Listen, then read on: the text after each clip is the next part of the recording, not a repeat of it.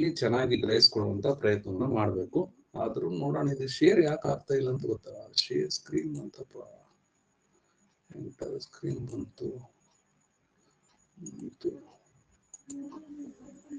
S, ಈಗ ಬರಬೇಕು.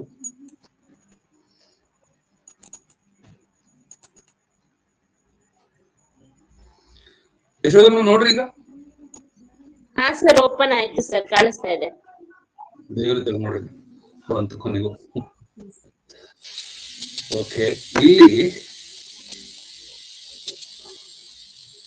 ಎಲ್ಲ ಆಗಿದೆ. ಒಂದು ಸ್ವಲ್ಪ ಟ್ರಾಜಿಡಿಲಿಂದ ಶುರು ಮಾಡೋಣ. Aristotle tragedy. ಎಸ್, ಇವು ಒಂದ್ ಸ್ವಲ್ಪ ಬಹಳ ಮುಖ್ಯವಾದಂತ ಇವುಗಳು. ಇದು ಮೊದಲನೇ ದಿವಸ ಇರೋದ್ರಿಂದ ಸ್ವಲ್ಪ ನೋಡೋಣ. ಇದರಲ್ಲಿ ನೀವು ಎಷ್ಟು ತಿಳ್ಕೊಂಡ್ರೆ ನನ್ಗೆ ಗೊತ್ತಿಲ್ಲ. ತುಂಬಾ ಜನ ಓದಿದ್ದೀರಿ. Voice ಕೇಳಿಸುತ್ತಲ್ಲ madam? ಯಾರಾದ್ರೂ ಹೇಳ್ರಿ. ವಾಯ್ಸ್ ಕೇಳಿಸುತ್ತೆ? Okay okay. ಹಾ ಸರ್, ಕೇಳಿಸ್ತಿದೆ ಸರ್. ಓಕೆ, ಇಲ್ಲಿಂದ ಬರ್ರಿ ಈಗ. ಇದು ಕೇಳಿಸ್ತಿದೆ. ಟ್ರಾಜಿಡಿ ಇದು ಬಹಳ ಮುಖ್ಯವಾದ ಚಾಪ್ಟರ್. ನಮ್ಮ ಏನು ಕಾಂಪಿಟೇಟಿವ್ ಫೀಲ್ಡ್ ನಲ್ಲಿ ಓದ್ತಾ ಇರ್ತಕ್ಕಂಥ ಪ್ರತಿಯೊಬ್ಬ ವಿದ್ಯಾರ್ಥಿಗಳು ಕೂಡ ಗಮನಿಸಬೇಕಾಗಿರ್ತಕ್ಕಂಥ ಬಹಳ ಮುಖ್ಯವಾದ ವಿಚಾರ ಇದು. ಇಲ್ಲಿ ನಾನು ಬಹಳ ನೀಟಾಗಿ ನೋಟ್ಸ್ ಕೂಡ ಮಾಡ್ಕೊಂಡಿದ್ದೀನಿ.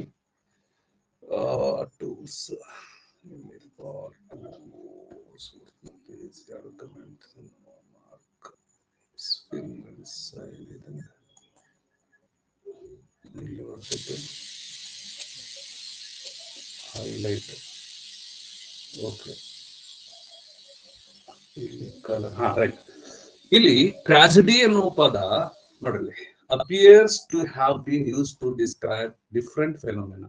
ಇದು ಬಹಳ ಚೆನ್ನಾಗಿ ತಿಳ್ಕೋಬೇಕು. ಟ್ರಾಜಿಡಿ ಅನ್ನುವಂತ ಪದ ಕೇವಲ ಒಂದೇ ಅರ್ಥವನ್ನ ಅದು ತಿಳಿಸೋದಿಲ್ಲ, ಬೇರೆ ಬೇರೆ ಅರ್ಥಗಳಲ್ಲಿ ಇದು ಬಳಸಲ್ಪಡುತ್ತೆ. ಇದು ಬಹಳ ಮುಖ್ಯ, ಹೌದಾ? ಡಿಫ್ರೆಂಟ್ ಟೈಮ್ಸ್, ಬೇರೆ ಬೇರೆ ಕಾಲಘಟ್ಟಗಳಲ್ಲಿ ಬೇರೆ ಬೇರೆ ರೀತಿಯಾಗಿರ್ತಕ್ಕಂಥ ಅರ್ಥವನ್ನ ಟ್ರಾಜಿಡಿ ಅನ್ನೋ ಪದ ಕೊಡ್ತಾ ಬಂತು, ಹೌದಾ? ಮತ್ತೆ ಟ್ರಾಜಿಡಿ ಬಗ್ಗೆ ಚರ್ಚೆ ಆಗಿದ್ದು ಯಾವಾಗಂದ್ರೆ ಕ್ಲಾಸಿಕಲ್ ಗ್ರೀಕ್ ಸಮಯದಿಂದ ಚರ್ಚೆ ಆಗಿದೆ. ಬಹಳ ಮುಖ್ಯ ಅಂದ್ರೆ ಶಾಸ್ತ್ರೀಯ ಗ್ರೀಕ್ ಕಾಲದಿಂದ ಅದು ಚರ್ಚೆ ಆಗಿದೆ. ಬಟ್ ಶಾಸ್ತ್ರೀಯ ಗ್ರೀಕ್ ಭಾಷೆ ಅಂತ ಏನ್ ಹೇಳ್ತೀವಲ್ಲ, ಅಲ್ಲಿ ಟ್ರೈಗೋಡಿಯಾ ಅನ್ನುವಂತ ಪದದಿಂದ ಬಂತು ಅಂತ ಹೇಳ್ತಾರೆ. ಇದು ಬಹಳ ಇಂಪಾರ್ಟೆಂಟ್. ಅರಿಸ್ಟಾಟಲ್ ತನ್ನ ಪೊಯಿಟಿಕ್ಸ್ ನಲ್ಲಿ ಇದರ ಎಕ್ಸ್ಪ್ಲನೇಷನ್ ಅನ್ನು ಕೂಡ ಬಹಳ ಚೆನ್ನಾಗಿ ಕೊಟ್ಟಿದ್ದಾರೆ. ಟ್ರಾಜಿಡಿ ಅನ್ನೋ ಪದ ಪ್ರಾಚೀನ ಗ್ರೀಕ್ ದೇಶದೊಳಗ ಹೇಗೆ ಬಂತು ಅಂತ ಚರ್ಚೆ ಮಾಡ್ತಾ ಅದರ ನಿಷ್ಪತ್ತಿ ಟ್ರೈಗೋಡಿಯಾ ಅನ್ನುವಂತಹ ಪದದಿಂದ ಬಂದಿದೆ ಅಂತ ಹೇಳ್ತಾರೆ, ಹೌದಾ? ಇಲ್ಲಿದೆ ಟ್ರ್ಯಾಗ್ ಓ ಐಡಿಯಾ ಅಂತ, ಹಿಂಗ ಟ್ರ್ಯಾಗೋ ಐಡಿಯಾ. ಈಗ ಅದು ಪ್ರೊನೌನ್ಸಿಯೇಷನ್ ಮಾಡ್ಬೇಕು. ಇದರ ಅರ್ಥ ಏನಂದ್ರೆ ಗೋಟ್ ಸಾಂಗ್ ಅಂತ ಹೇಳಿ. ಅಂದ್ರೆ ಹೀ ಗೋಟ್ ಅಂತ ಕರೀತಾರೆ. ಹೀ ಗೋಟ್ ಅಂದ್ರೆ ನಾವು ಹೋತ ಅಂತ ಕರಿತೀವಿ.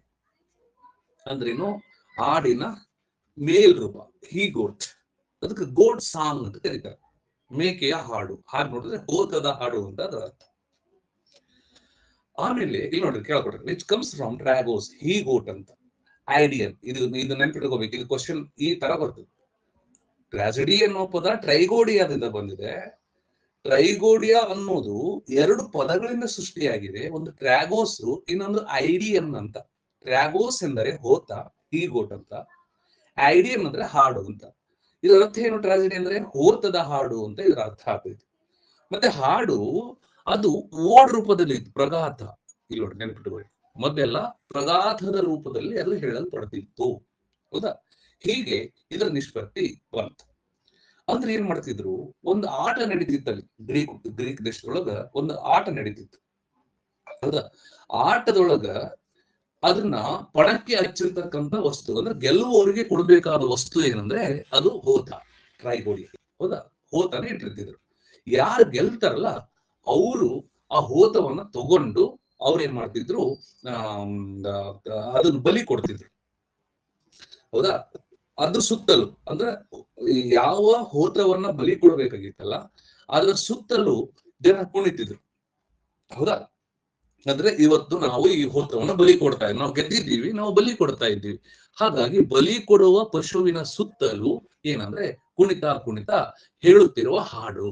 ಹಾಗಾಗಿ ಇದಕ್ಕೆ ಟ್ರೈಗೋಡಿಯಾ, ಟ್ರಾಜಿಡಿ ಅನ್ನುವಂತ ಅರ್ಥವನ್ನ ಇದನ್ನ ಕೊಡ್ತಿದೆ. ಹೌದಾ? ಇದು ಬಂದಿದೆ ಎಲ್ಲಿಂದ? ಇದು ನಿಮಗೆ ಗೊತ್ತಾಗಬೇಕು. ಹಲೋ ಹೇಳ್ರಿ, ಏನ್ ಮೇಡಮ್? ಹೇಳಿದ್ನಲ್ಲ ಆವಾಗ್ಲೇ ನಿಮ್ಗೆ, ನಾನು ಕ್ಲಾಸ್ ನಾಗಿದ್ದೀನಿ, ಮುಗಿದ್ಮೇಲೆ ನಿಮ್ಗೆ ಕಾಲ್ ಮಾಡ್ತೀನಿ. ಅದು ನಿಮ್ಗೆ ಸ್ಟೂಡೆಂಟ್ ಪೋರ್ಟಲ್ ನಲ್ಲಿ ಕೊಟ್ರ ಅಂತ ನೋಡ್ರಿ. ಹಾ ಇದೆ, ಆ ಸ್ಟೂಡೆಂಟ್ ಪೋರ್ಟಲ್ ನಲ್ಲಿ ಇದೆ, ಅಲ್ಲಿ ನೋಡ್ಕೊರಿ. ಆಮೇಲೆ ನೋಡ್ತೀನಿ, ನಾನು ನಿಮ್ಗೆ ಹೇಳ್ತೀನಿ. ಎಲ್ಲದೂ ನಾವೇ ಮಾಡ್ಬೇಕು ಮರ. ಸರಿ, ಹೀಗೆ ಏನಂತಂದ್ರ ಹೋತವನ್ನ ಬಲಿ ಕೊಡುವ ಸಂದರ್ಭದಲ್ಲಿ ಹಾಡುವಂತ ಹಾಡು ಇದಾಗಿದ್ರಿಂದ ಹೋತಕ್ಕೆ ಅವರು ಏನಂತಿದ್ರು ಟ್ರಾಗೋಸ್ ಅಂತ ಕರೀತಾ ಇದ್ದರಿಂದ ಇದಕ್ಕೆ ಟ್ರಾಜಿಡಿ ಎನ್ನುವಂತ ಪದ ಬಂದಿದೆ ಎನ್ನುವಂಥದ್ದನ್ನ ಅವ್ರು ಹೇಳ್ತಿದ್ರು. ಹೋತವನ್ನ ಬಹುಮಾನದ ರೂಪದಲ್ಲಿ ಕೊಡ್ತಿದ್ರು. ಇದು ಕ್ವಶನ್ ಆಗಿದೆ ರೇಟ್ನಲ್ಲಿ. ಇದಕ್ಕೆ ಟ್ರೈಗೋಡಿಯಾ ಅಂತ ಬಂತು, ಹೋತದಿಂದ ಬಂತು. ಹೋತವನ್ನ ಏನ್ ಮಾಡ್ತಿದ್ರು? ಬಲಿ ಕೊಡ್ತಿದ್ರು. ಬಲಿ ಕೊಡೋ ಆ ಹೋತವನ್ನ ಯಾತಕ್ಕೋಸ್ಕರ ಕೊಡ್ತಿದ್ರು? ಮೊದಲು ಪ್ರೈಸ್ ರೂಪದಲ್ಲಿ ಕೊಡ್ತಿದ್ರು. ಯಾವುದೊಂದು ಆಟ ಇಡ್ತಿತ್ತು, ಆ ಆಟದಲ್ಲಿ ಗೆದ್ದಂತ ವ್ಯಕ್ತಿಗಳಿಗೆ ಬಹುಮಾನವಾಗಿ ಕೊಟ್ಟಾಗ ಆ ಒಂದು ಹೋತವನ್ನ ಬಲಿ ಕೊಡುವ ಸಂದರ್ಭದಲ್ಲಿ ಅದರ ಸುತ್ತಲೂ ಹಾಡುವಂತ ಹಾಡು ಏನಂದ್ರೆ ಇದು ಟ್ರಾಜಿಡಿ ಆಯ್ತು ಅನ್ನೋದು ಇಲ್ಲಿ ಬಹಳ ಮುಖ್ಯವಾಗಿ ಗೊತ್ತಿರ್ಬೇಕು. ಅದಕ್ಕೆ ವರ್ಡ್ ಏನ್ ಬಳಸ್ತಾರ? ರಿಚುವಲ್ ಸ್ಯಾಕ್ರಿಫೈಸ್ ಅಂತ. ನೋಡ್ರಿ, ಈ ಪದ ಹೆಂಗಿದೆ? ರಿಚುವಲ್ ಸ್ಯಾಕ್ರಿಫೈಸ್ ಅಂದ್ರೇನು? ಯಜ್ಞದ ಪಶು, ಯಜ್ಞದ ಪ್ರಾಣಿ, ಹೌದಿಲ್ಲ? ಯಜ್ಞಕ್ಕಾಗಿ ಬಲಿ ಕೊಡುವ ಪ್ರಾಣಿ. ಆ ಸಂದರ್ಭದಲ್ಲಿ ಇದು ಹಾಡ್ತಾ ಇದ್ರು ಅಂತ ನಿಮಗೆ ಗೊತ್ತಿರ್ಬೇಕು. ಮುಂದೆ ತುಂಬಾ ಇದಾಯ್ತು. ಮುಂದೆ ಇಲ್ಲಿ ಒಂದು ಪಾಯಿಂಟ್ ಬರ್ತದೆ ನೋಡ್ರಿ. ಅಥೇನಿಯಸ್ ನ್ಯೂಕ್ರಾಟಿಸ್ ಅನ್ನುವಂತ ಒಬ್ಬ ವ್ಯಕ್ತಿ, ಇದು ಒಂದು ಪಾಯಿಂಟ್ ಗೊತ್ತಿರಲಿ, ಯಾರ ಹೆಸರು ಏನು ಅಂತ ಕ್ವಶನ್ ಕೇಳ್ಬೋದು. ಇಲ್ಲಿ ಈ ವ್ಯಕ್ತಿ ಏನಂದ್ರ ಕ್ರಿಸ್ತ ಪೂರ್ವ 2ನೇ 3ನೇ ಶತಮಾನದೊಳಗ ಇದ್ದಂತಹ ಒಬ್ಬ ವ್ಯಕ್ತಿ. ಕ್ರಿಸ್ತ ಶಕ 2-3ನೇ ಶತಮಾನದಲ್ಲಿ ಇದ್ದ. ಆತೇನ್ ಹೇಳ್ತಾನಂದ್ರೆ, the origin from the word of tragodia from trygos. ನೋಡಿ, ಅವನು ಅದೇ ಹೇಳ್ತಾನೆ, ಟ್ರೈಗೋಡಿಯಾ ಅನ್ನೋ ಪದ ಟ್ರೈಗೋಸ್ ಲಿಂದ ಬಂದಿದೆ. ಆದ್ರೆ ಇದರ ಅರ್ಥ ಏನಂತಂದ್ರೆ ಹಾರ್ವೆಸ್ಟಿಂಗ್, ಗ್ರೇಪ್ ಹಾರ್ವೆಸ್ಟ್. ನೆನ್ಪಿಡುವಲ್ಲಿ ಈಟ್ ಹೇಳೋದು ಏನದು? ಗ್ರೇಪ್ಸ್ ಅನ್ನ ಏನು ದ್ರಾಕ್ಷಿ ಕೊಯ್ಲಿನ ಸಂದರ್ಭದಲ್ಲಿ, ಅಂದ್ರೆ ದ್ರಾಕ್ಷಿ ಬೆಳೆದು ಹಣ್ಣಾಯ್ತು, ಹಣ್ಣನ್ನು ಕೊಯ್ಯೋ ಸಂದರ್ಭದಲ್ಲಿ ಅದಕ್ಕೇನಂದ್ರೆ ದ್ರಾಕ್ಷಿ ಕೊಯ್ಲು. ಆ ಸಂದರ್ಭದೊಳಗ ಏನಂದ್ರೆ ಹಾಡುತ್ತಿರುವ ಹಾಡಾಗಿದ್ರಿಂದ ಇದಕ್ಕೆ ಟ್ರಾಜಿಡಿ ಅಂತ ಕರೀತಾರ. ನೋಡಿ, ಒಬ್ರು ಹೇಳಿದ್ರು ಏನಂದ್ರೆ ಕ್ಲಾಸಿಕಲ್ ಗ್ರೀಕ್ ಜನರು ಹೇಳಿದ್ದು ಹೋತವನ್ನ ಬಲಿ ಕೊಡೋ ಸಂದರ್ಭದಲ್ಲಿ ಹೇಳುವ ಹಾಡು ಅಂತ ಹೇಳಿದ್ರೆ, ಇನ್ನೊಬ್ಬ ವ್ಯಕ್ತಿ ಹೇಳಿದ ನ್ಯೂಕ್ರಾಟಿಸ್ ಅಂತವನು, ಅಥೇನಿಯಸ್ ನ್ಯೂಕ್ರಾಟಿಸ್ ಅನ್ನುವಂತ ಒಬ್ಬ ವ್ಯಕ್ತಿ, ಆತ ಹೇಳ್ತಾನ ಇದು ಬಂದಿದ್ದು ಟ್ರೈಗೋಡಿಯಾ ಅನ್ನುವಂತ ಪದದಿಂದ ಬಂದಿದೆ, ಟ್ರಾಜಿಡಿ ಅನ್ನುವಂತ ಪದ. ಆದರೆ ಇದು ಏನಂದ್ರೆ ಗ್ರೇಪ್ಸ್ ಅನ್ನ, ಅಂದ್ರೆ ದ್ರಾಕ್ಷಿ ಹಣ್ಣಿನ ಕೊಯ್ಲಿನ ಸಂದರ್ಭದಲ್ಲಿ ಹಾಡುವ ಹಾಡು ಆಗಿತ್ತು. ಇದು ಓಡ್ ರೂಪದಲ್ಲಿತ್ತು, ಪ್ರಘಾತದ ರೂಪದಲ್ಲಿ ಹಾಡುವ ಹಾಡಾಗಿತ್ತು. ಹಾಗಾಗಿ ಇದಕ್ಕೆ ಟ್ರಾಜಿಡಿ ಎಂದು ಕರೆಯುತ್ತಾರೆ. ಒಂದು ಹೋತದ ಬಲಿ ಕೊಡೋ ಸಂದರ್ಭದಲ್ಲಿ ಹಾಡುವ ಹಾಡು, ಇನ್ನೊಂದು ಅರ್ಥದಲ್ಲಿ ಇದು ಒಂದ್ ರೀತಿ ಬಲಿ ಕೊಟ್ಟಂಗೆ. ಅಂದ್ರೆ ಏನು? ಗ್ರೇಪ್ಸ್ ಅನ್ನ ಕಟಾವು ಮಾಡೋ ಸಂದರ್ಭದಲ್ಲಿ ಹಾಡುವ ಹಾಡಾಗಿತ್ತು. ಬರೀ ಕಟಾವು ಮಾಡೋದಷ್ಟೇ ಇಲ್ಲ. ಸರ್ ಹೇಳಿ. ಹಲೋ, ನಮಸ್ತೆ. ಜಾಯ್ನ್ ಆಗಿರ್ತಾರೇನ? ಜಾಯ್ನ್ ಆಗ್ತಾ ಇದ್ರೆ ಲಿಂಕ್ ಕಳಿಸಿ ಜಾಯ್ನ್ ಆಗ್ಬಿಡ್ರಿ. ಕ್ಲಾಸ್ ನಡೆದಿದೆ ಯೂಟ್ಯೂಬ್ ನಲ್ಲಿ. ಓಕೆ, ಬನ್ನಿ. ಓಕೆ, ಹೋಯ್ತಪ್ಪ ಅದು ಫಸ್ಟ್ ಡೇ ಸ್ವಲ್ಪ ಡಿಸ್ಟರ್ಬೆನ್ಸ್ ಇರುತ್ತೆ. ಓಕೆ, ಹೀಗೆ 2ನೇ ಇದನ್ನು ಕೂಡ ಹೇಳಿದ್ರು. ಇದೊಂದು ನೆನಪಿಟ್ಟುಕೋರಿ, ಏನಂದ್ರೆ ದ್ರಾಕ್ಷಿ ಕೊಯ್ಲಿನ ಸಂದರ್ಭದಲ್ಲಿ ಬರೀ ಕೊಯ್ತಾ ಹಾಡುವಂತ ಹಾಡಲ್ಲ ಅದು. ಆ ದ್ರಾಕ್ಷಿ ಹಣ್ಣನ್ನ ತುಳಿತಿದ್ರು ಅವರು. ತುಳಿದಾಗ ಅದ್ರ ರಸ ಬರ್ತಿತ್ತು, ಆ ರಸ ಕುಡಿದಾಗ ನಶೆ ಏರ್ತಿತ್ತು, ನಶೆ ಏರಿದಾಗ ಹಾಡುವಂತ ಹಾಡು ಆಗಿತ್ತು. ಹೀಗೇನಂದ್ರ 2 ರೀತಿಯಲ್ಲಿ ಟ್ರಾಜಿಡಿ ಅನ್ನುವಂತ ಪದದ ನಿಷ್ಪತ್ತಿಯನ್ನ ಗ್ರೀಕ್ ಭಾಷಿಕರು ಹೇಳುತ್ತಾರೆ. ಇದು ನಿಮ್ಗೆ ಬಹಳ ಮುಖ್ಯವಾಗಿ ಗೊತ್ತಿರಬೇಕು, ಆಯ್ತಾ? ಮುಂದೆ ಇವೆಲ್ಲ ಬರ್ತಾವ. ಇನ್ನೊಂದು ಪದ ಇದೆ ಇಲ್ಲಿ, ನೆನ್ಪಿಟ್ಕೊಳ್ಳಿ. ಡಿಥಿರಂಬ್ ಅನ್ನುವಂತ ಒಂದು ಪದ ಇದೆ, ನೆನ್ಪಿಟ್ಕೊಳ್ಳಿ, ಬಹಳ ಇಂಪಾರ್ಟೆಂಟ್ ಇದೆ ಇದು. ಅರಿಸ್ಟಾಟಲ್ ತನ್ನ ಪೊಯಿಟಿಕ್ಸ್ ನಲ್ಲಿ ಈ ವಿಷಯವನ್ನು ಪ್ರಸ್ತಾಪ ಮಾಡ್ತಾನೆ. ಏನಂದ್ರೆ 335 ಕ್ರಿಸ್ತ ಪೂರ್ವದೊಳಗ ಅಲ್ಲಿ ಒಂದು ಪದ ಹೀಗೆ ಸೃಷ್ಟಿಯಾಯಿತು ಅನ್ನೋದ್ರ ಬಗ್ಗೆ ಅರಿಸ್ಟಾಟಲ್ ಪೊಯಿಟಿಕ್ಸ್ ನಲ್ಲಿ ಬರೀತಾನೆ.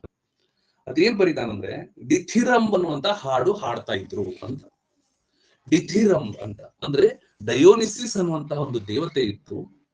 ಆ ಡಯೋನಿಸಿಸ್ ಅನ್ನುವಂತಹ ದೇವತೆ ಅದು ಮದ್ಯದ ದೇವತೆ, ಗ್ರೀಕರು ಪೂಜಿಸುವ ಒಂದು ಮದ್ಯದ ದೇವತೆ. ಹೌದಾ, ಮದ್ಯ ಅದು ದೇವತೆ, ವೈನಿನ ದೇವತೆ ಅದು. And fertility, the god of fertility ಅಂದ್ರೇನು, ಈ ಒಂದು ಬಂಜರಾಗಿರ್ತಕ್ಕಂಥ ಭೂಮಿಗೆ ಫಲವನ್ನು ಕೊಡುವಂತ ಒಂದು ದೇವತೆ, ಅದಕ್ಕೆ god of fertility, god of wine ಅಂತ ಕರೀತಾರೆ. ಯಾವುದಕ್ಕೆ? ಡಯೋನಿಸಿಸ್ ಅನ್ನುವಂತ ದೇವತೆ. ಆ ಡಯೋನಿಸಿಸ್ ಅನ್ನುವಂತಹ ದೇವತೆ, ಆ ದೇವತೆಯನ್ನು ಒಲಿಸಿಕೊಳ್ಳೋದಕ್ಕೋಸ್ಕರ ಅರ್ಚನೆ ಮಾಡೋ ಸಂದರ್ಭದಲ್ಲಿ ಅದರ ಮುಂದೆ ನರ್ತನೆ ಮಾಡುತ್ತಾ ಹಾಡುವಂತ ಒಂದು ಹಾಡು, ಅದಕ್ಕೆ ಡಿಥಿರಂಬ್ ಅಂತ ಕರೀತಾರೆ. ಹೌದಾ, ಅದು ಒಂದು ರೀತಿ ಮಂತ್ರ, ಹೈಮ್ಸ್ ಅಂತ ಕರೀತಾರೆ, ಮಂತ್ರ. ಹೌದಾ, ಮಂತ್ರದ ರೂಪದಲ್ಲಿ ಆ ದೇವತೆಯ ಮುಂದೆ ಹಾಡು ಹೇಳ್ತಾ ಇದ್ರು, ಕುಣಿತ ಕುಣಿತ, ಅದಕ್ಕೆ ಡಿಥಿರಂಬ್ ಅಂತ ಕರೀತಾರೆ. ಹಾಗಾಗಿ ಪೊಯಿಟಿಕ್ಸ್ ನಲ್ಲಿ ಅರಿಸ್ಟಾಟಲ್ ಹೀಗೆ ಹೇಳ್ತಾನ, ಟ್ರಾಜಡಿ ಅನ್ನೋದು ಹೀಗೂ ಸೃಷ್ಟಿಯಾಗಿದೆ. ಡಿಥಿರಂಬ್ ಅನ್ನುವಂತ ಹಾಡನ್ನ, ಮಂತ್ರವನ್ನ ಹೇಳ್ತಿದ್ರು ಡಯೋನಿಸಿಸ್ ದೇವತೆಯ ಮುಂದೆ.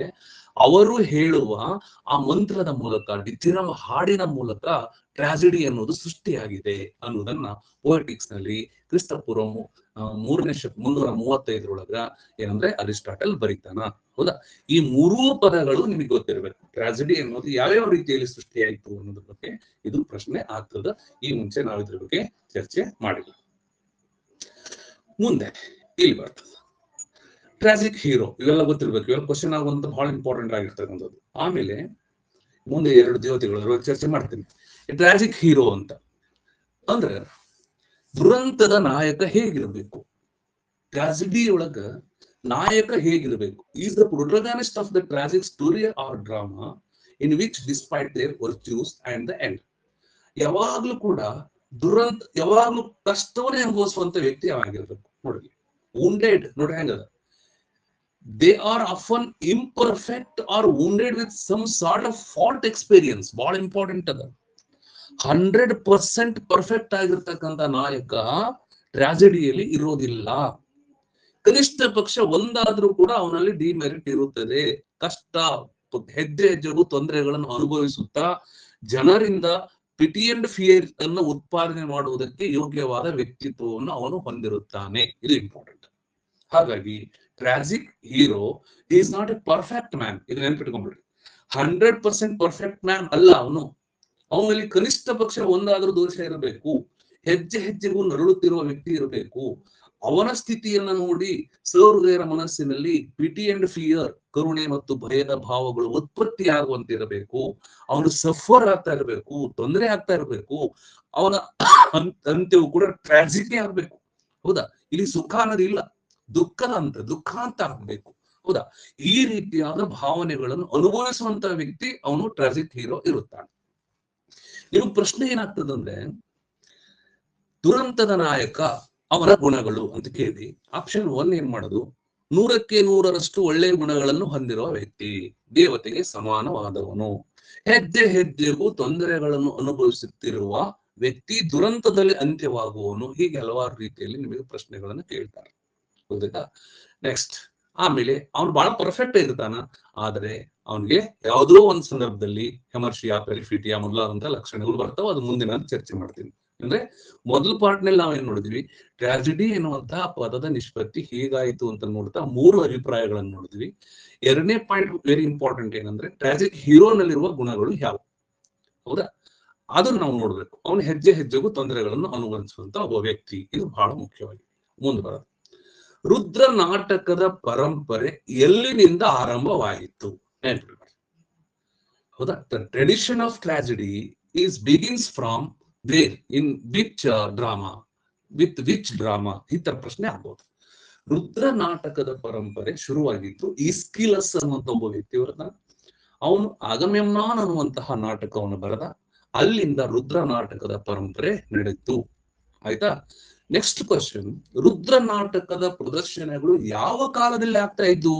ನಾವ್ ಹೆಂಗ್ ಜನವರಿ ಫೆಬ್ರವರಿ ಅಂತೀವಲ್ಲ, ಹಂಗ ವಸಂತ ಮಾಸ, ವಸಂತ ಋತು, ಗ್ರೀಷ್ಮ ಋತು, ಶರತ್ ಋತು, ಶಿಶಿರ ಋತು, ಈ ಋತುಗಳು ಕರಿತೀವಲ್ಲ, ಹಾಗೆ ಯಾವ ಋತುವಿನಲ್ಲಿ, ಯಾವ ಕಾಲದೊಳಗ ರುದ್ರ ನಾಟಕದ ಪ್ರದರ್ಶನಗಳು ನಡೀತಾ ಇದ್ವು? ಹೌದಾ, ಚೈತ್ರ, ವೈಶಾಖ, ವಸಂತ ಋತು. ಹೌದಾ, ಯಾಕಂದ್ರೆ ವಸಂತ ಬಂದ ಋತುಗಳ ರಾಜ, ಈ ಬಹಳ ಸುಂದರವಾದ ಪದಗಳನ್ನು ಬರೀತಾರೆ. ಯಾಕಂದ್ರೆ ಆ ವಸಂತ ಕಾಲದಲ್ಲಿ ಜನ ಒಂಚೂರು ಫ್ರೀ ಇರ್ತಿದ್ರು. ಆ ಸಮಯದೊಳಗೆ ಏನಂದ್ರೆ ಈ ಪ್ರದರ್ಶನಗಳು ನಡೀತಾ ಇತ್ತು. Okay, next question. ರುದ್ರ ನಾಟಕದಲ್ಲಿ ಟ್ರಾಜಿಡಿ ಒಳಗ ಯಾವ ಛಂದಸ್ಸನ್ನ ಬಳಸುತ್ತಾರೆ ಅಂತ ಬರೆಯುವುದಕ್ಕೆ? ಹೌದಾ, ಟ್ರಾಜಿಡಿ ಹೇಳುವಾಗ ಯಾವ ಛಂದಸ್ಸಿನ ಬಳಕೆ ಆಗುತ್ತದೆ? ಇದು ಕೂಡ ಪ್ರಶ್ನೆ ಆಗ್ಬೋದು. ಯಾರೋ ಬಂದರಪ್ಪ, ಹಾಗಾಗಿ ಒಂದು ನಿಮಿಷ. ರತ್ನಕ್ಕ ಅವರು ಬಂದ್ರ, ಎಕ್ಸೆಪ್ಟ್ ಆಲ್. ಓಕೆ, ಹಾ, ಇಲ್ಲಿ ಯಾವ ಛಂದಸ್ಸಿನಲ್ಲಿ ರುದ್ರ ನಾಟಕ ಬರೆಯಲ್ಪಡುತ್ತದೆ ನೋಡ್ರಿ. ಟ್ರೊಕೈಕ್ ಟೆಟ್ರಾಮೀಟರ್ ನೆನ್ಪಿಡುವಲ್ಲಿ ಬಹಳ ಇಂಪಾರ್ಟೆಂಟ್ ಇದೆ. ಟ್ರೊಕೈಕ್ ಟೆಟ್ರಾಮೀಟರ್ ಅಂತಿದೆ. ಅದರಲ್ಲಿ ಮೊದಲು ಟ್ರಾಜಿಡಿ ಬರೆಯಲ್ಪಡ್ತಾ ಇತ್ತು. ಟ್ರೊಕೈಕ್ ಟೆಟ್ರಾಮೀಟರ್ ನಲ್ಲಿ ಮೊದಲು ರುದ್ರ ನಾಟಕ ಬರೆಯಲ್ಪಡ್ತಿತ್ತು. ಅರಿಸ್ಟಾಟಲ್ ಬಂದಾಗ, ಅರಿಸ್ಟಾಟಲ್ ಕಾಲಕ್ಕೆ ಅಯಾಂಬಿಕ್ ಪೆಂಟಾಮೀಟರ್ ಅನ್ನು ಬಳಸ್ತಾ ಇದ್ರು. ನೆನ್ಪಿಡುವ, ಅಯಾಂಬಿಕ್ ಛಂದಸ್ಸು ಮೊದಲು ಟ್ರೊಕೈಕ್ ಟೆಟ್ರಾಮೀಟರ್ ನಲ್ಲಿ ರುದ್ರ ನಾಟಕ ಬರೆಯಲ್ಪಡ್ತಿತ್ತು. ನಂತರ ಅಯಾಂಬಿಕ್ ಛಂದಸ್ಸಿನಲ್ಲಿ ಅದು ಬರೆಯಲ್ಪಡ್ತು. ಇದು ಕೂಡ ಪ್ರಶ್ನೆ ನೋಡ್ರಿ. ಎಲ್ಲ ಪ್ರತಿಯೊಂದು ಸಾಲಲ್ಲೂ ಕೂಡ ನಿಮ್ಮ ಹತ್ರ ನಿಮಗೆ ಕ್ವಶನ್ ಸಿಗುತ್ತದೆ.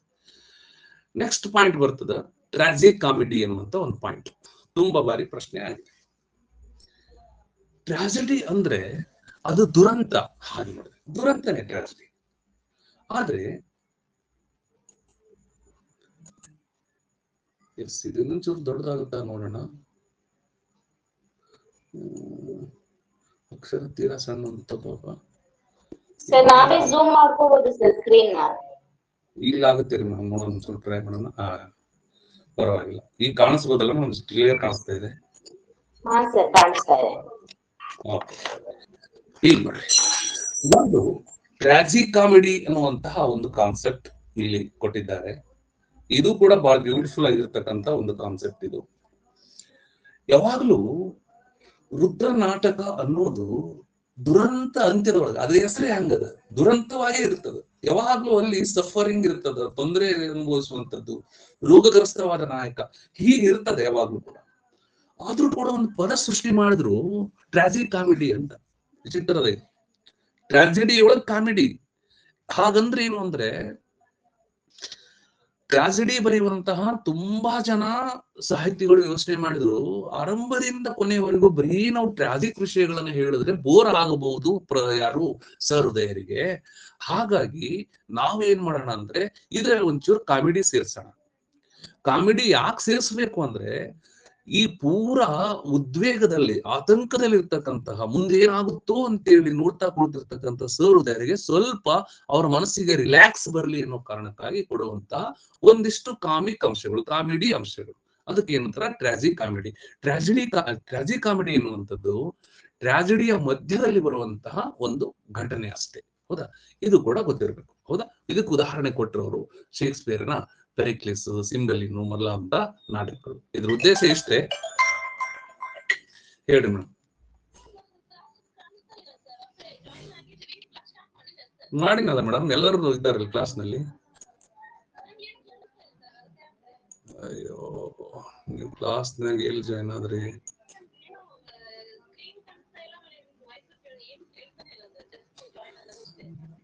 ಮೇಡಮ್ ಇವ್ರೆಲ್ಲ ಇದ್ದಾರೆ, ಎಷ್ಟು ಜನ ಕೇಳಿಸ್ಕೊತಾ ಇದ್ರು ಕ್ಲಾಸ್ ನಲ್ಲಿ. ಏನ್ ಪ್ರಾಬ್ಲಮ್ ಆಗಿದೆ ಗೊತ್ತಿಲ್ಲ. ನಿಮ್ಗೆ ಎಕ್ಸೆಪ್ಟ್ ಮಾಡಿದ್ದೀನಿ ನಾನು. ಆ ಲಿಂಕ್ ಕ್ಲಿಕ್ ಮಾಡಿ ಒಳಗೆ ಬರೀ ನೋಡೋಣ. ಲಿಂಕ್ ಕ್ಲಿಕ್ ಮಾಡಿ ಮತ್ತೀಗೆಲ್ಲ ಬರುತ್ತಲ್ಲ. ಯಶೋಧ ಮೇಡಮ್ ಎಲ್ಲ ಕೇಳಿಸ್ತಲ್ಲ ನಿಮ್ಗೆ? ವಯಸ್ಸು ಎಲ್ಲ ಧ್ವನಿ ಕೇಳಿಸ್ತೀವಿ ಸರ್, ನನಗೆ ಕೇಳಿಸ್ತೀವಿ ಸರ್. ಉಳಿದಾರೆಲ್ಲ ಕೇಳಿಸ್ತಾ ಇದೆ ಸರ್. ಎಲ್ಲರಿಗೂ ಕೇಳಿಸ್ತಾ ಇಲ್ಲ ಮೇಡಮ್? ಇಷ್ಟ ಜನ ಇದ್ದಾರ. ಈಗ ನೀವು ಮೈಕ್ ಆನ್ ಮಾಡ್ಕೋರಿ ಮೇಡಮ್. ನೀವು ಇಲ್ಲಿ ನೀವು ಕ್ಲಾಸ್ನಾಗ ಇಲ್ಲ ಮೇಡಮ್? ನೀವು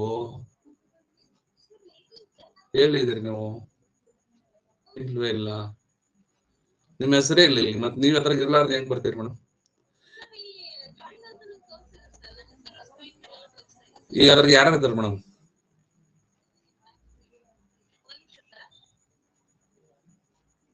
ಅದ್ರಾಗ ಒಂದು 10-12 ಜನ ಕಾಣಿಸ್ತಾರೆ ನಿಮಗೆ. ಅದಾರ ತೋರಿಸುತ್ತ.